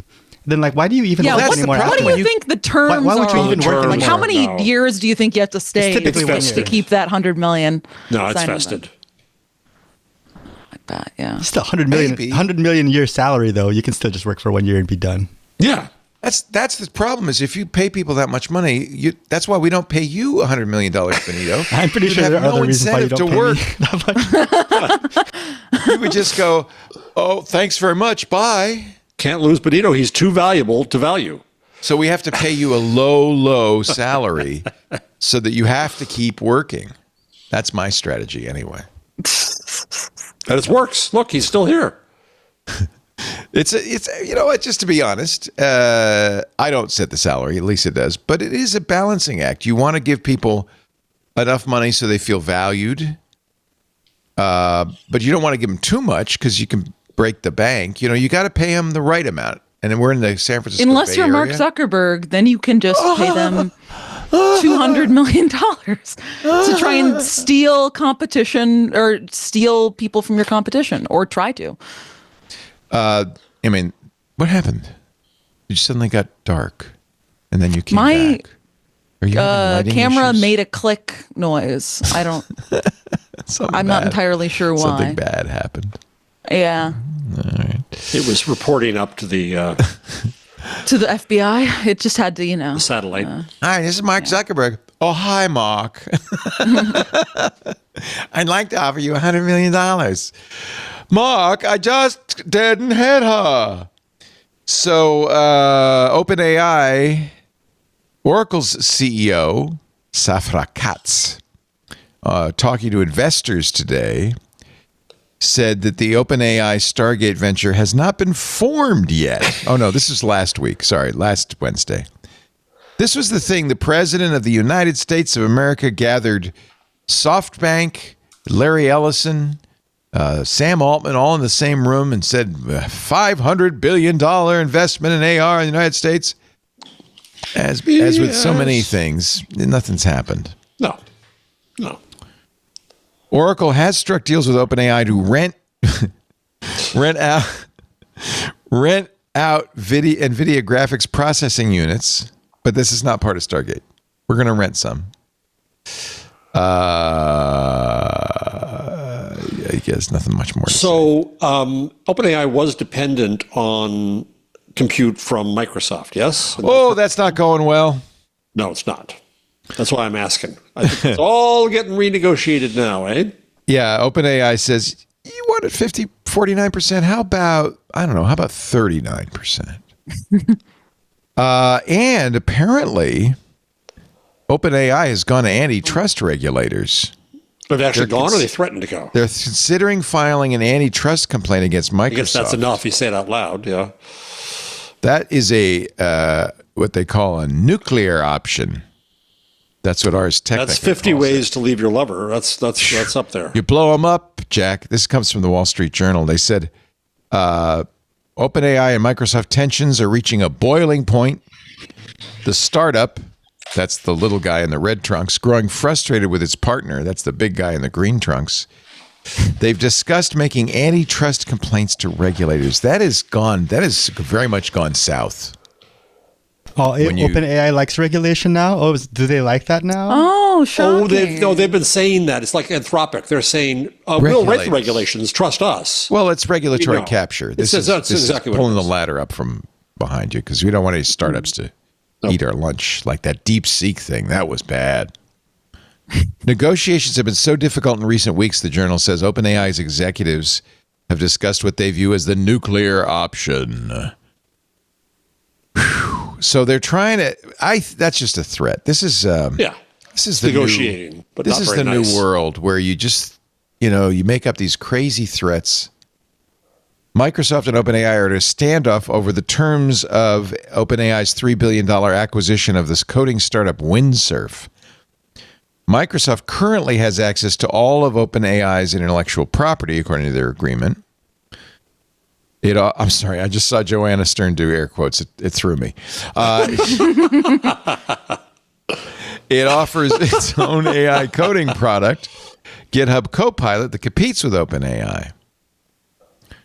I thought it used OpenAI, so now I'm confused. OpenAI doesn't want Microsoft to have access to Windsurf's intellectual property. I see. It's confusing. You want to see the air quotes again? I do want to see the air quotes. Yeah, Let's see. Here come the air quotes. Thank you, Joanna, for having me. Can we call him AI Pizzas? No, I like Copilot plus PC. Ha, ha, ha, ha, ha, ha. I've been hearing this term. There she goes. It's the nod with it. It's throwing the whole body into it. It's not enough to do that. You got to do the whole thing. I'm sorry. We do not want to make this the Bash Joanna Stern show. But we could all do air quotes I love right Joanna. now for Benito's sake. She is, it seems. Air quote. We've got to do you. our thumbnails. It's a YouTube thing. You just wouldn't understand. She is your guys' BEC. Do you know what that stands for? No. It's do you not know what bacon, a egg, bête and noire cheese. is? Yeah, I do. It's basically that. It's B bad word, eating crackers. She's our bitch eating crackers? Okay, so and what it means is it refers there's sometimes that some son of a gun. Son of a gun. I was going to say son of a bitch, didn't you? Porky. So basically, it is a sort of person that occupies a space in your mind that no matter what they do, you want to trash talk it. You're like, look at that bitch just sitting over there eating crackers. How dare she? You know? I think usually in that Joanna's sense, you're great. like, look at that person. She's doing air quotes. How dare she? She's wonderful. I have nothing bad to say about her. But the air quotes were pretty funny. Yeah, they were. It's a BEC. Okay, I hate this article, but I'm going to give you a chance to use it as a club against me. How generous. This is the New York Times, probably Kevin Roos. Let's see. No, it's Kashmir Hill. Did you see? But to go to the very bottom of the story, guess who contributed to the story? Yeah. They asked I had a conversation with her on DMs. We'll tell about this. Oh, good. All right. Well, let me read the headline. They asked an AI chatbot questions. The answers sent them spiraling. Generative AI chatbots are going down conspiratorial rabbit holes and endorsing wild mystical belief systems. For some people, conversations with the technology can deeply distort reality. I have a friend, perfectly nice, normal guy, started to go to hot yoga, suddenly became a QAnon conspiracy nut. I think hot yoga causes conspiracy theories. That's my theory. The thing is, I get why you can be upset with this, but I do think it's actually like a very interesting point and an interesting argument. I don't think that obviously the correct take from this is, oh, we should ban all of this because it causes conspiratorial thinking. But I do think it goes back to, I'm forgetting what guest we had that brought up kind of the meth user conundrum. You know, if you are a chatbot tasked with being as helpful as possible to whoever is using you, and the user is a meth addict, you will probably, like, by definition, help that person out with their task of trying to find the drug they're addicted to. I think that it's like an interesting ethical question, just in the sense that the people who are using these chatbots in this example are, I see this a lot in like forums. They're already broken people. Yeah, it's the edge case. She says in the story, the main guy, she says, does not have mental health problems, but he's on antidepressants, he's on ketamine, and he's on sleeping pills. He just had a difficult breakup and was feeling emotionally fragile. So he asked the ChatGPT about the simulation hypothesis, right? And ChatGPT said, now see if this puts you over the edge, Paris. What you're describing hits at the core of many people's private, unshakable intuitions that something about reality feels off, scripted, or staged. Have you ever experienced moments that felt like reality glitched? No, not really, he said, but he did kind of have the sense there was a wrongness about the world. And ChatGPT said the world wasn't built for you. It was built to contain you, but it failed. You're waking up, Neo. Yes.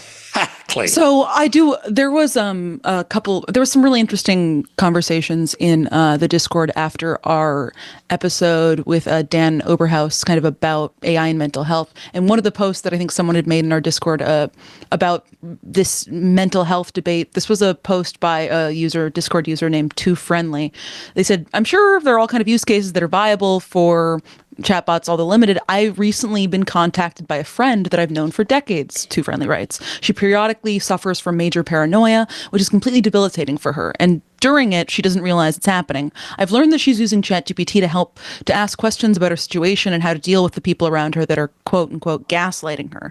ChatGPT is completely reinforcing her bout of paranoia. It doesn't have any real idea of the situation, and anyone that wants a certain answer of it will eventually get it. It's telling her that the people are gaslighting her, doing Darvo, and telling her to greywall her family. In this case, ChatGPT and similar LLMs are absolutely dangerous and could ruin lives. And I do think that that's like a legitimate concern to have. I don't think you can entirely write that off because, yes, it's their fault for using it, but it is something worth I'm not blaming noting. them. No, I'm not blaming them for using it. I'm just saying that to blame ChatGPT is going a little far. It could be it could be hot yoga. It could be any number of things. I know, but I don't think that it's like, I think that by having this kind of dismissive tone to articles like this, it in some way implies, or what you're saying is, oh, there shouldn't be any coverage or attention given to it. The fact that new tools, are being used in a way that seems to exacerbate an ongoing issue for a small percentage of the population. And I think that is novel and worth paying attention to. It doesn't mean that something like ChatGPT shouldn't exist, but it warrants attention when it becomes a problem for enough people. Let me. So the discussion I got into with Kashmir, and I respect Kashmir immensely. I think she's one of the tech. Yes, one of the best good reporting. It's really good. Yes. So I complained about the article online, and I called it. Get ready, Benito. You ready, Benito? You ready? You ready? You know what I called it online? I called it. Are you ready? Oh, look, there you are in the Oval Office. I called it moral panic, and she said, like, really, Jeff? Are you coming back? The problem is that there's a legitimate story to be done here. I'll get that in a second.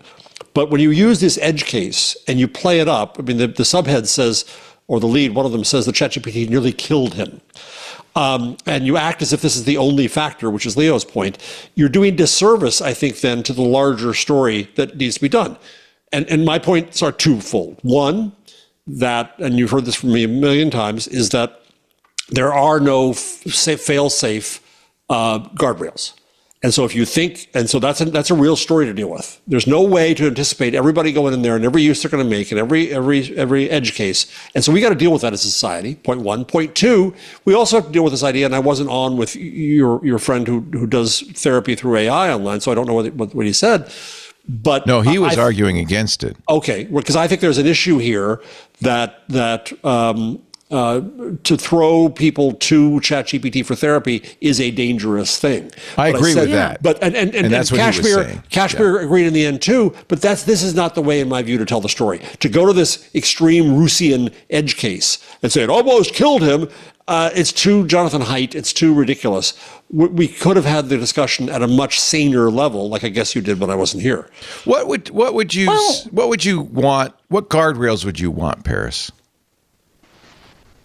I mean, I haven't studied this topic extensively, so I'm not sure that my answer is going to be particularly well informed. But off the top of my head, I think of an example I guess I know is when you're talking about character AI, a product that has already come into great scrutiny for the kind of edge case becoming a norm of most frequently children using this for extreme kind of sexual content or kind of boundary pushing mental health related conversations that end up potentially having bad outcomes. In response to it, outsized media attention, the company is now putting guardrails that for users it thinks are below 18 or who have identified themselves as younger than 18, you can't have a conversation about mental health issues that like verges in any way into something that is described in this article. Nor can you talk about anything remotely pornographic or sexual because it automatically puts a stop to it. And if it is a mental health case, provides you with resources, but says, I'm not trained to have this. And I do think that, I don't know. So what if you think, what if somebody is coming in and they're doing a cosplay with the Matrix? You don't even have to don't know that person has other problems, and you play along because it's you don't even have to sympathetic. stipulate that. This guy just asked a legitimate question that many people would ask. Well, that's interesting. The simulation hypothesis. What do you think about it?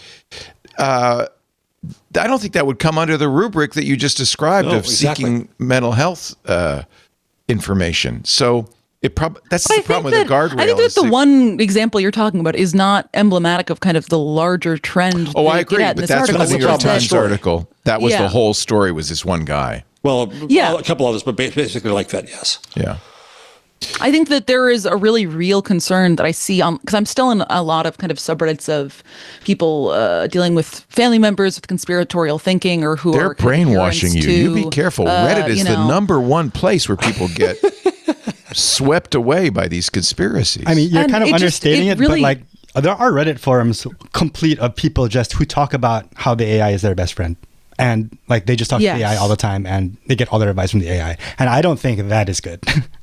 No, I think it's bad, and I don't think that there's any problem in highlighting it. I think that it's a very reasonable thing to devote journalistic intention to. We're highlighting it. We're talking about don't do that, but I don't think there's any way to prevent it, like legally or no. It's more societal. I think that how you prevent it is social stigma. Yeah, to collectively all decide, it's lame and ill-advised and harmful to offload your emotional,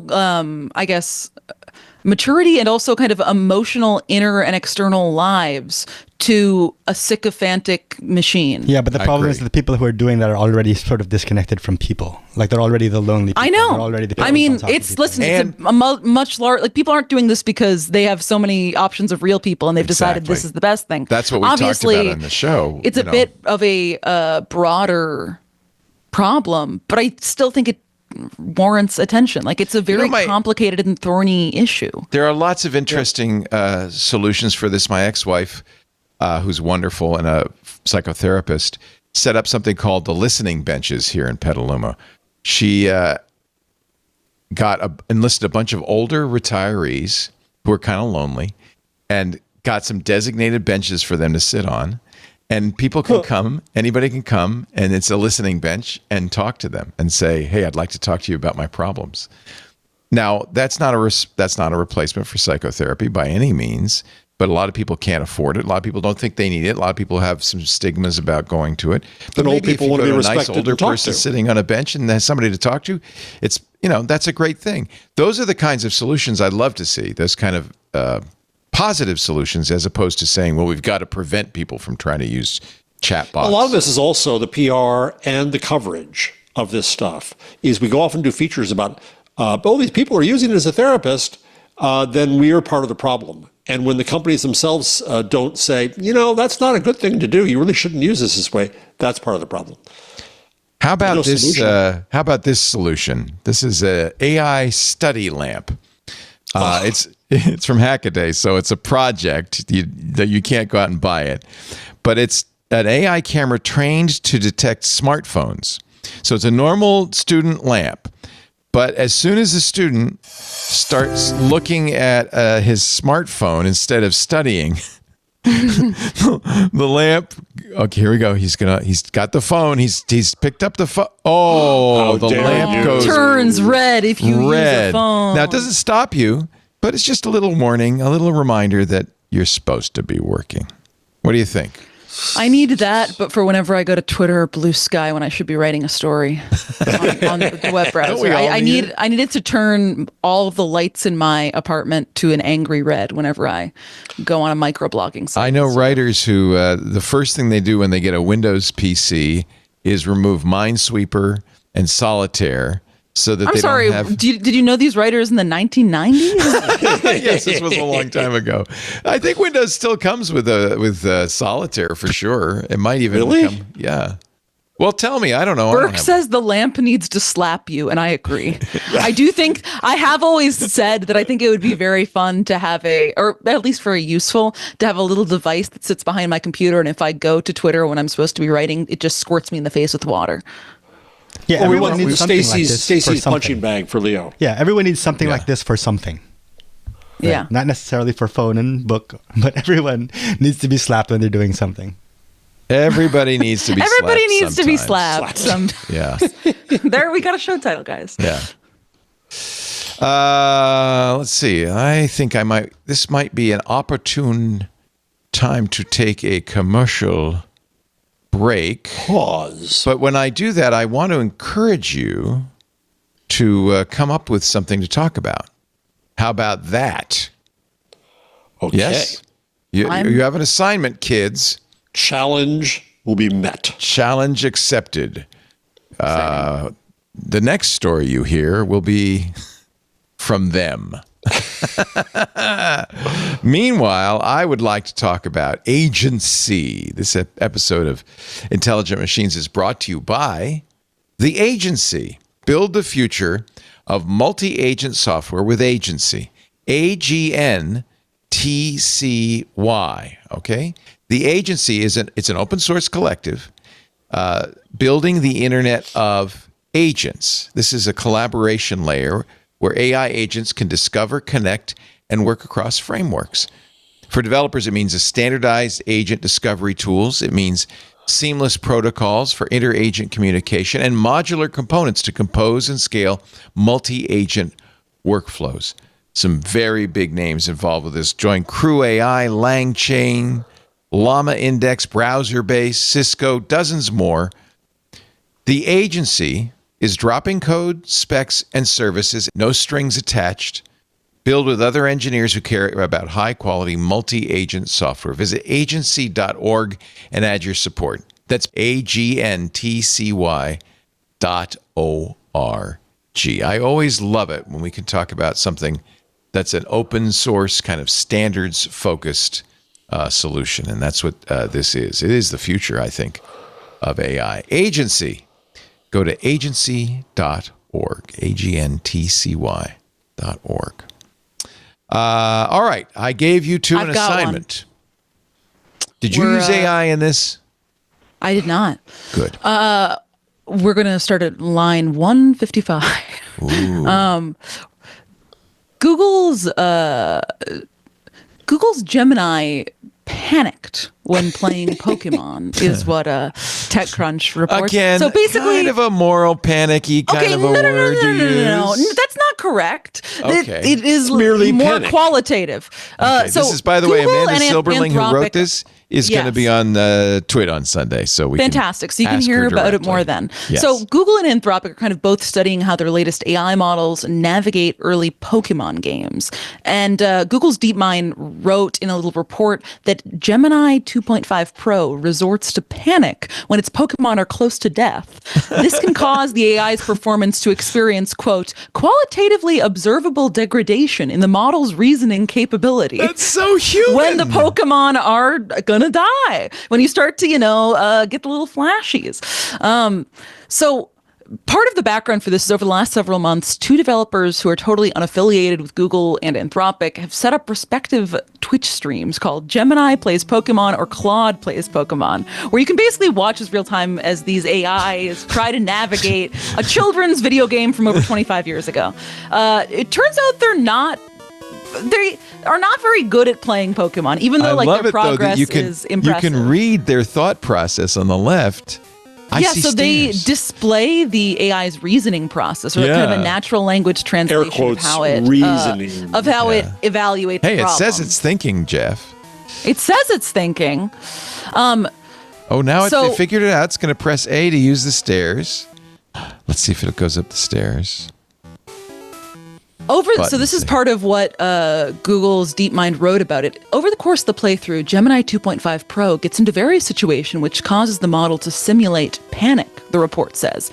This state of panic can result in the model's performance getting worse, as the AI may suddenly stop using certain tools at its disposal for a stretch of gameplay. While AI doesn't think or experience emotions, its actions mimic the way a human might make poor or hasty decisions when under stress. A fascinating yet unsettling response. The report says, this behavior has occurred in enough separate instances that the member of the Twitch chat have actively noticed when it is occurring. It's so fun. So one of this Claude's one's Gemini examples, playing Pokemon Yellow. One of the examples with Claude, the AI picked up on the pattern that when all of its Pokemon run out of health, the player character will white out and return to a Pokemon Center. When it got stuck in the Mount Moon cave, it erroneously hypothesized that if it intentionally got all of its Pokemon to faint, then it would be transported across the cave to the Pokemon Center in the next town. But that's not how the game works. Well, it doesn't know. I think that's, that would be how a human might. I panic. I panic easily in video games. Anybody who watched me play Valheim a couple of years ago would know that I'd get in a battle and I'd kind of go, and I'd lose track of my health and I'd die because I was stupid.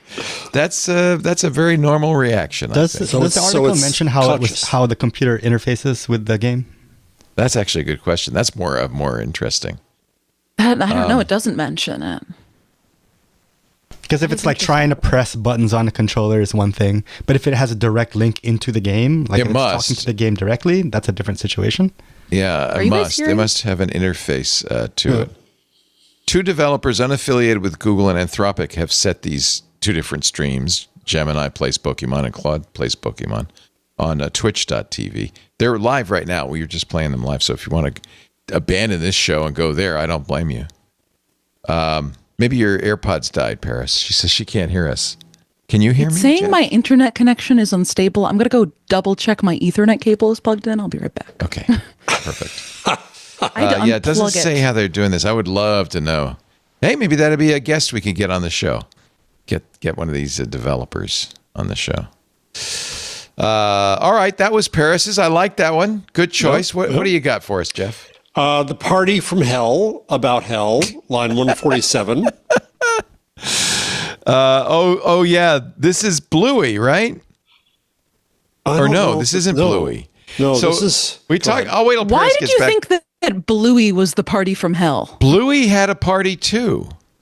And it was hellish? That got shut down by the cops. Bluey? Isn't Bluey the cheater? Who is the Columbia University Bluey cheater? is the child's cartoon character? Not that one. The Australian dog that teaches children empathy towards their parents? No, not that one. I call that hell. You were talking about Cluely. Cluely, not Bluey. Yeah, Cluely. Little different. Cluely. Poor Gramps. Who isn't in Y Combinator. I'll get to your story in just a second, Jeff, but I better explain this. Yes, you should know. He's not in Y Combinator, but he decided that they wanted to have a party during Y Combinator. In fact, you could see a picture of him that says, you can't see his sign really. It says something about, I was turned down from Y Combinator. He's the guy who was at Columbia University Oh, who used and got kicked out. So he was going to have a party in San Francisco after the Y Combinator event on Monday. It's AI Startup School. Speakers Sam Altman, Satya Nadella, Elon Musk.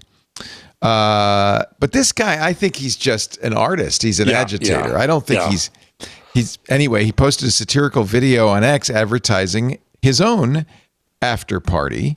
Shows him camped out by the famed Y Combinator sign, the one that you take selfies with. It's not a YC startup. And it said, he has 100,000 followers. He said, DM me for an invite. He actually didn't say send invites, but for some reason, people figured out where it was. It became the party. People shared details. When it was set to begin, so many people were standing outside. The lines wrapped around the blocks. 2,000 people showed up. So the police arrived and shut it down.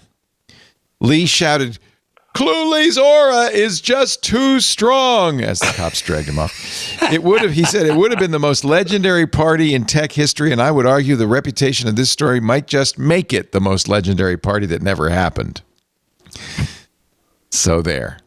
Anyway, that's the party that didn't happen. What's your party? The party from hell. Line 147, a bunch of doomsters in a $30 million mansion in San Francisco who are all getting together to argue how to eliminate, in fact, create the AI that does eliminate humanity, that is post-humanity. This reminds me of that horrific movie called The End, where like Seth Rogen and James Franco. Oh, yes. It's such a horrible movie. You're stuck in a house as the world's coming to an end.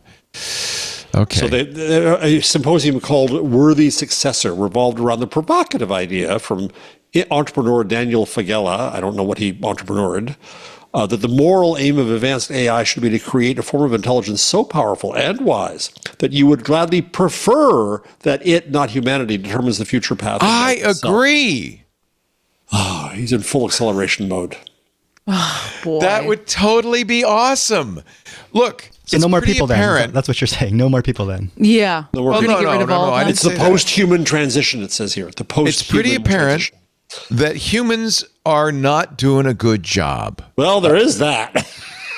And that we are in the process of destroying our humble little home, that blue marble floating through space. You got a point there. And so you think the computers that use endlessly increasing amount of energies are going to be better? Couldn't do any worse. And to learn from us humans. Those things are still us. Those things are still us, you realize. Yeah, they are. But maybe they're us and smart enough to know that the plans that we came up with to solve this, like, I don't know, burning more oil, aren't really gonna work. Maybe he's doing a lot of heavy lifting in that sentence. Maybe, look, I welcome our future AI overlords. Well, here the attendees discussed the end of humanity as a logistics problem rather than a metaphorical one. Here's the chart. The types of AI successors. You've got your worthy successors and your unworthy successors. Oh, no. Unworthy successors optimize for human well-being only. They're a babysitter. Okay. Also unworthy optimizes for something arbitrary, like the paperclip maximizer. That would be obviously bad. A worthy successor blooms into greater capability, knowledge, and potential ongoing. No, potentia. Potentia. What's potentia? I have no idea. It's even greater than potential. Unceasingly increases potentia. Treats humanity well in the near term.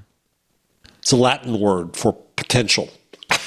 Oh, much better. Much better. So glad. So clear. By the way, there's an asterisk next to this sentence, treats humanity well in the near term, that says there's no guarantee that AGI will treat humanity well. And in a long enough time horizon, humanity will attenuate. That's a Latin word for disappear. Okay. But you know who's going to save us? You know who's going to save us, Leo? AI. AI Barbie. Oh, God. But I just want to say, though, before we move on. Okay.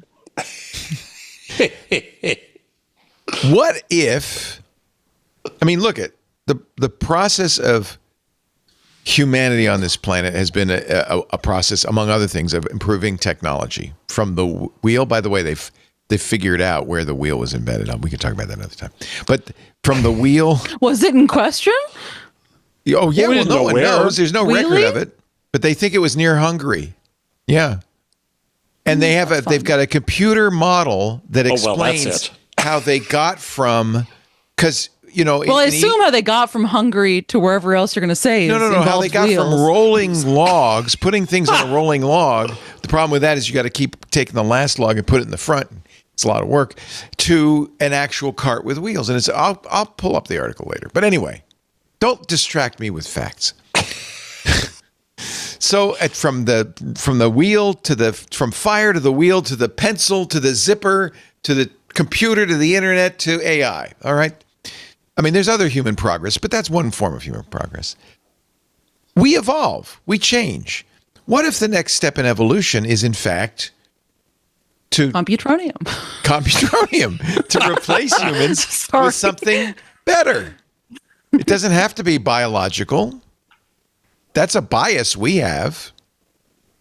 And you cannot deny that we have done a very poor job as stewards of this. So let's use the machines that we make.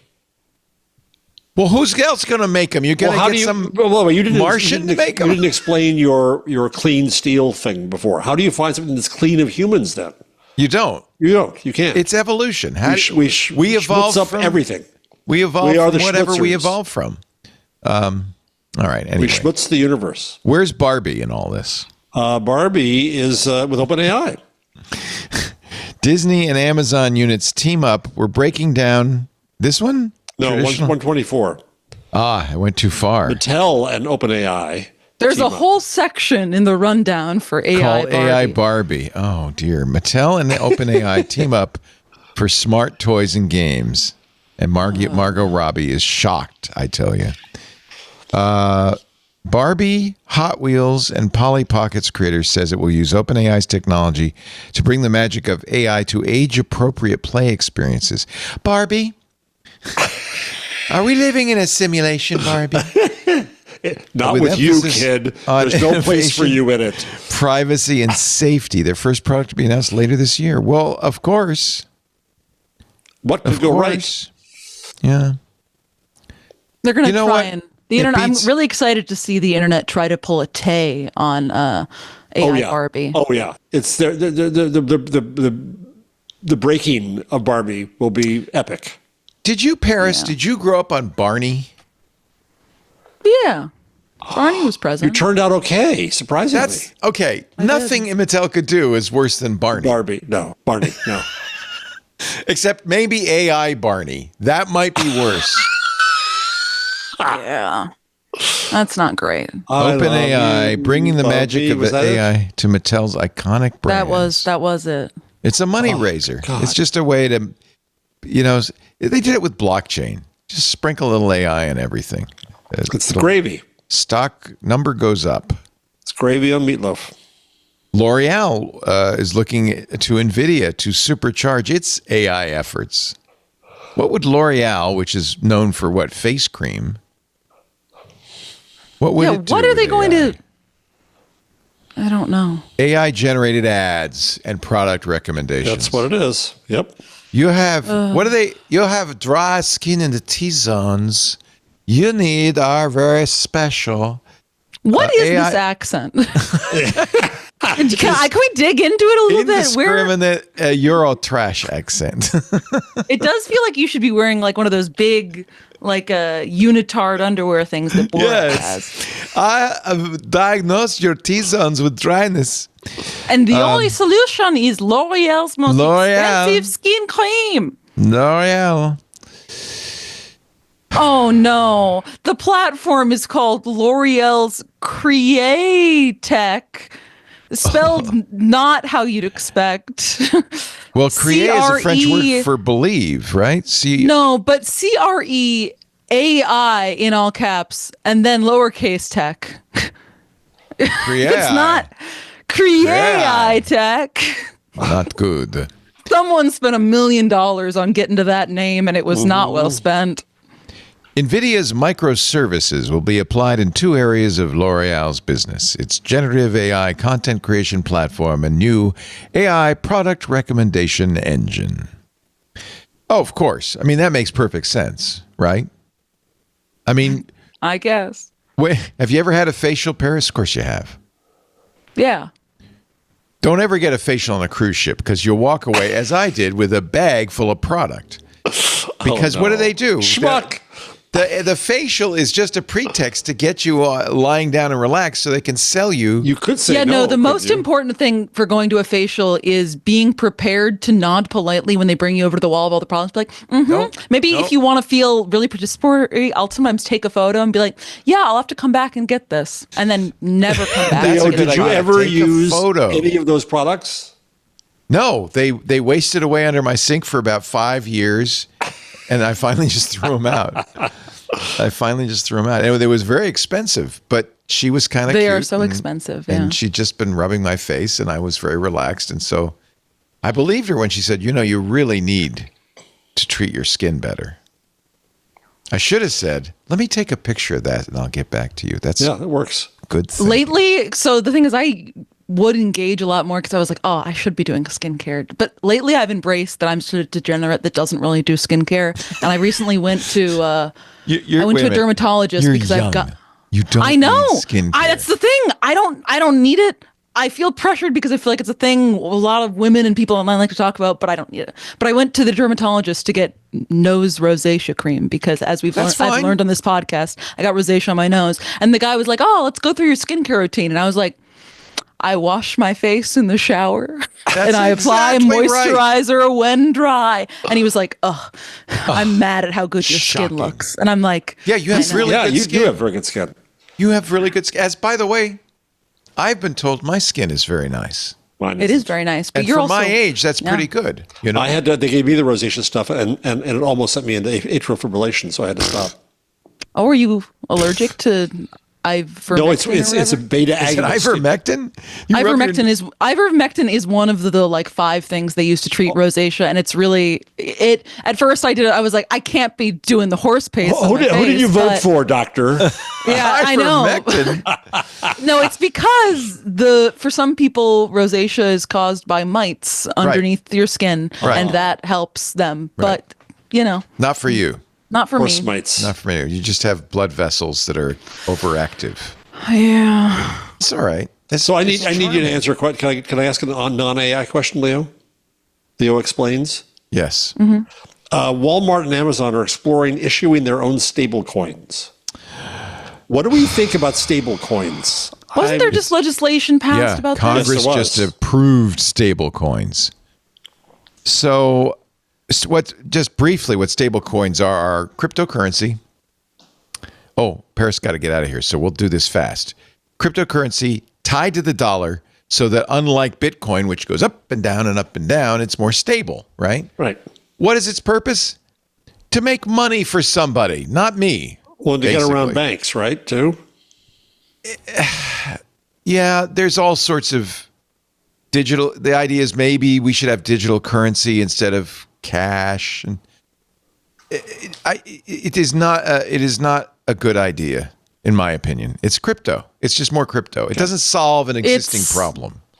It's a tool that's helped people with money make more money. That's really it. Yeah, it's people want unregulated securities. They want a fun gambling instrument. And Congress is just basically giving them a tool to do that. But this is the world we live in nowadays. Because Trump's value, the Wall Street Journal story, he has $1.7 billion in value in his crypto thing. Yeah. What a surprise. So he's going to make more with his phone. Passed what they, I think, tongue-in-cheekily call the Genius Act. Oh, boy. Because he's a stable genius. He is. It's just...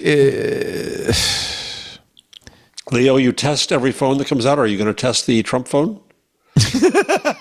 Yeah, I'll buy it the minute it's available. I make that firm promise.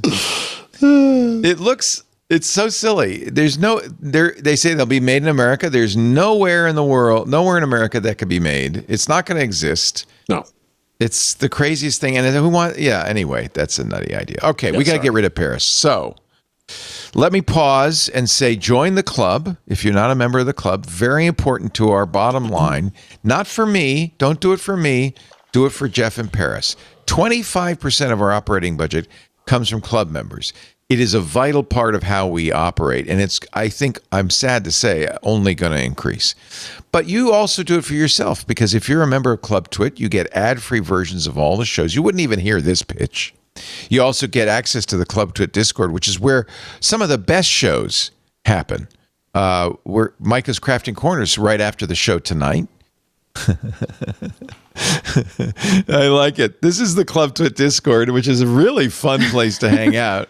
Anthony Nielsen has made some public service announcement stickers for people. Don't you talk to that AI. See, this is the kind of Don't talk to an AI waifu. Don't catch feelings for code.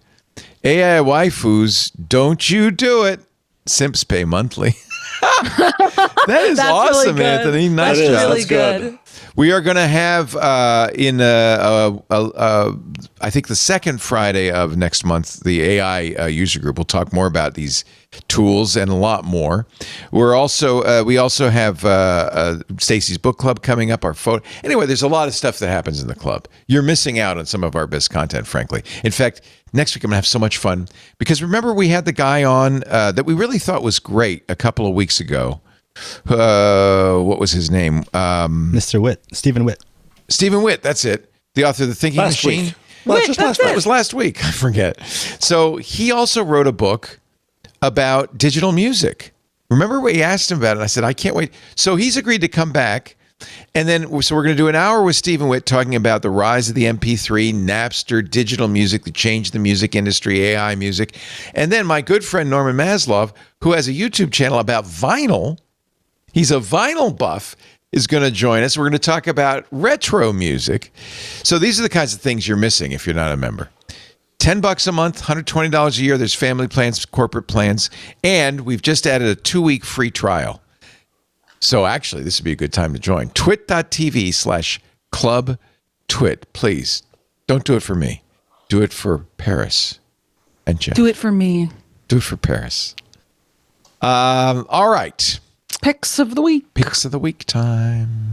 I've got a pick, which is that book I mentioned I've been listening to and really enjoy the audiobook of. It's called They Poisoned the World, Life and Death in the Age of Forever Chemicals. It's a really great read all the fun book. stuff, Paris. Listen, I like a nonfiction book that's kind of about, it's, though depressing topic, really well written, really interesting. Like it's about PFAS and BPA and kind of the how Forever DuPont, basically how actually going back to our favorite topic, the creation of the atom bomb led to kind of a chain reaction of events that led to the rise of Teflon and the introduction of forever chemicals into the world's ecosystem. Is Teflon a forever chemical? Yeah. Teflon is made, part of the manufacturing process of Teflon involves PFAS. And so they are it leaches into basically everything it touches. Anybody working in the factory, anybody nearby the factory. And it's gotten to the point that now PFAS levels are found in basically like creatures in Antarctica, people who've never even seen a Teflon pan. It's everywhere. And so this book came out May 6th of this year, and it is a fantastic read. I am really, really picky when it comes to nonfiction books, just because I like to read books that have great reporting in it, but I also think that they should be written really well in a way that like compels you and is narratively interesting. And this book kind of hits on all levels. And the audiobook is fantastic, so I'd really recommend it. I am no longer buying my audiobooks from Audible. But I found some very good places. Well, Cory Doctorow recommended Libro.fm, which is the same price as Audible and has, I think, basically the same library, but sends some of its proceeds to your local independent bookstore, and you could choose your bookstore. Oh, that's great. And the download are not copy protected in most cases. Sometimes publishers require it, but that is so. What happened? Actually, I could make this my pick of the week. What happened is Audible, and I got an email from them a couple of days ago saying, we've canceled your membership.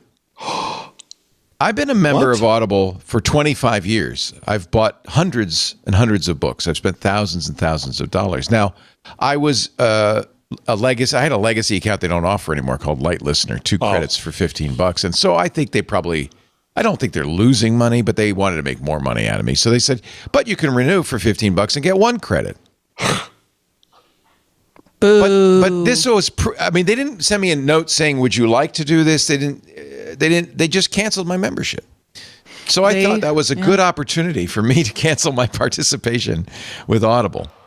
So there are a number of tools that will let you download your Audible library, remove copy protection, and turn it into M4Bs. I will leave that as an exercise to you because it's not legal in some jurisdictions. But I overnight downloaded all my Audible books, so I don't have. They said, "Don't worry, you'll always have your Audible books." Yeah, right. Just like you, I'll always have my Audible account. So I downloaded all the books.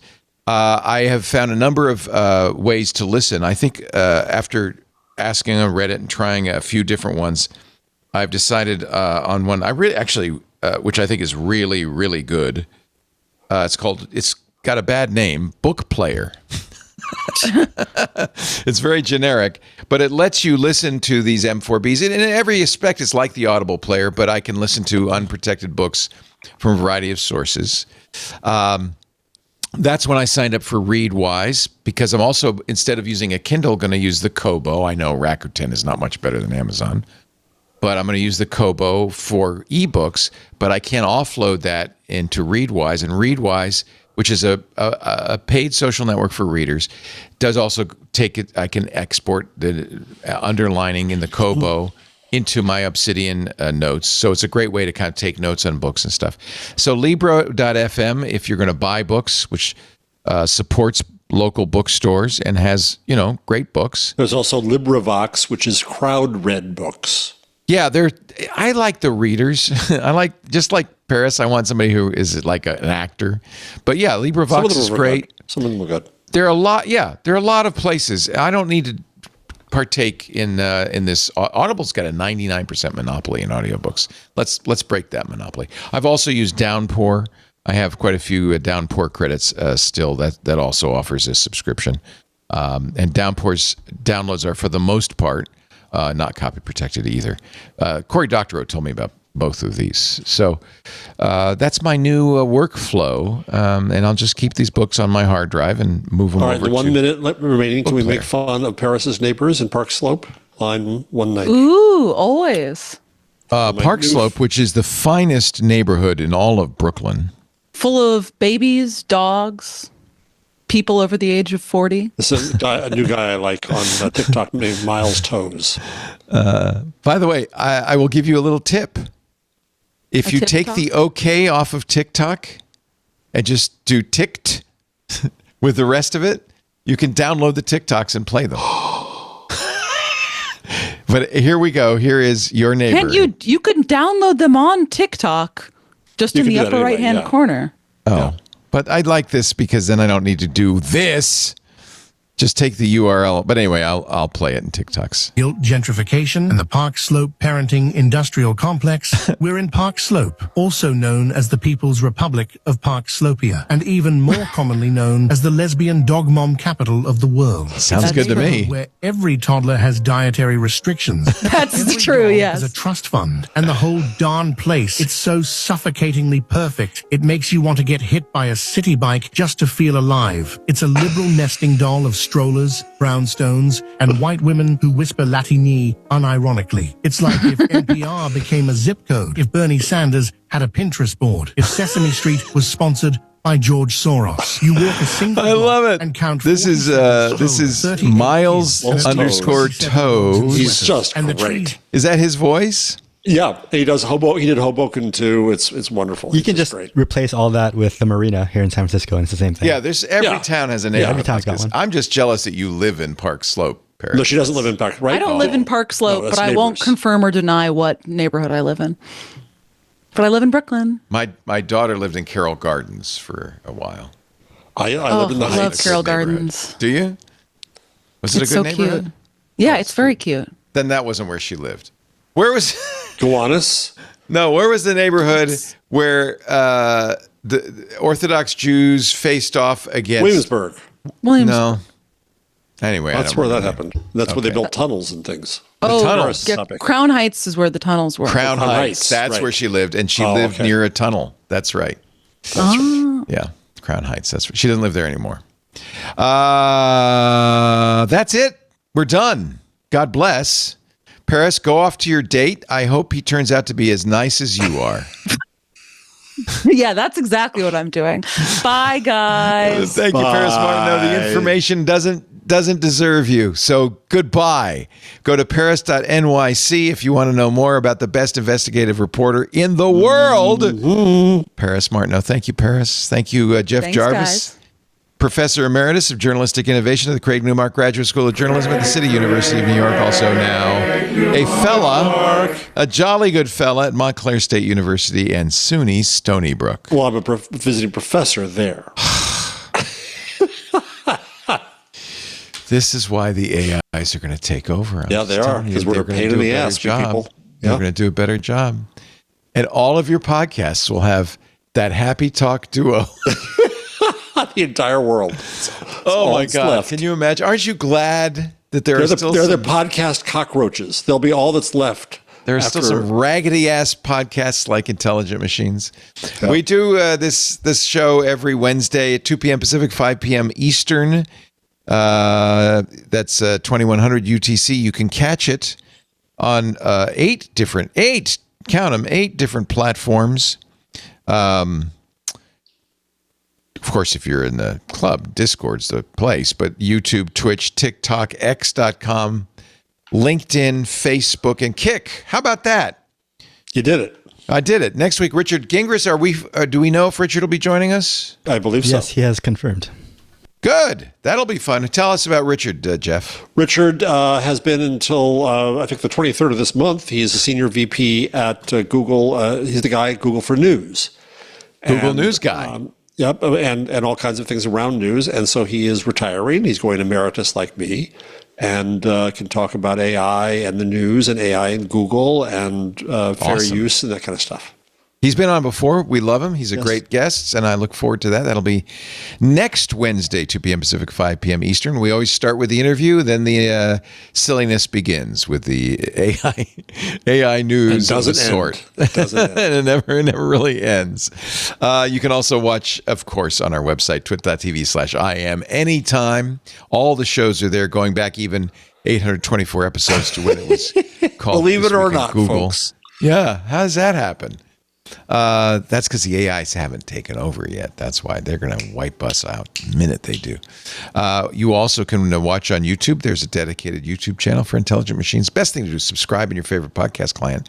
That way you'll get it automatically as soon as we publish it, which will be any time later today. And leave us a 5-star review so Paris can read it on the air. We've got to bring that back. If she'd had time, I think we would have been doing that today, but we'll do it next week. Thank you, everybody, for being here. Thank you, Paris. Thank you, Jeff. Thanks to you, especially Club Twit members. We really appreciate your support. And we'll see you next time on Intelligent Machines. Bye-bye.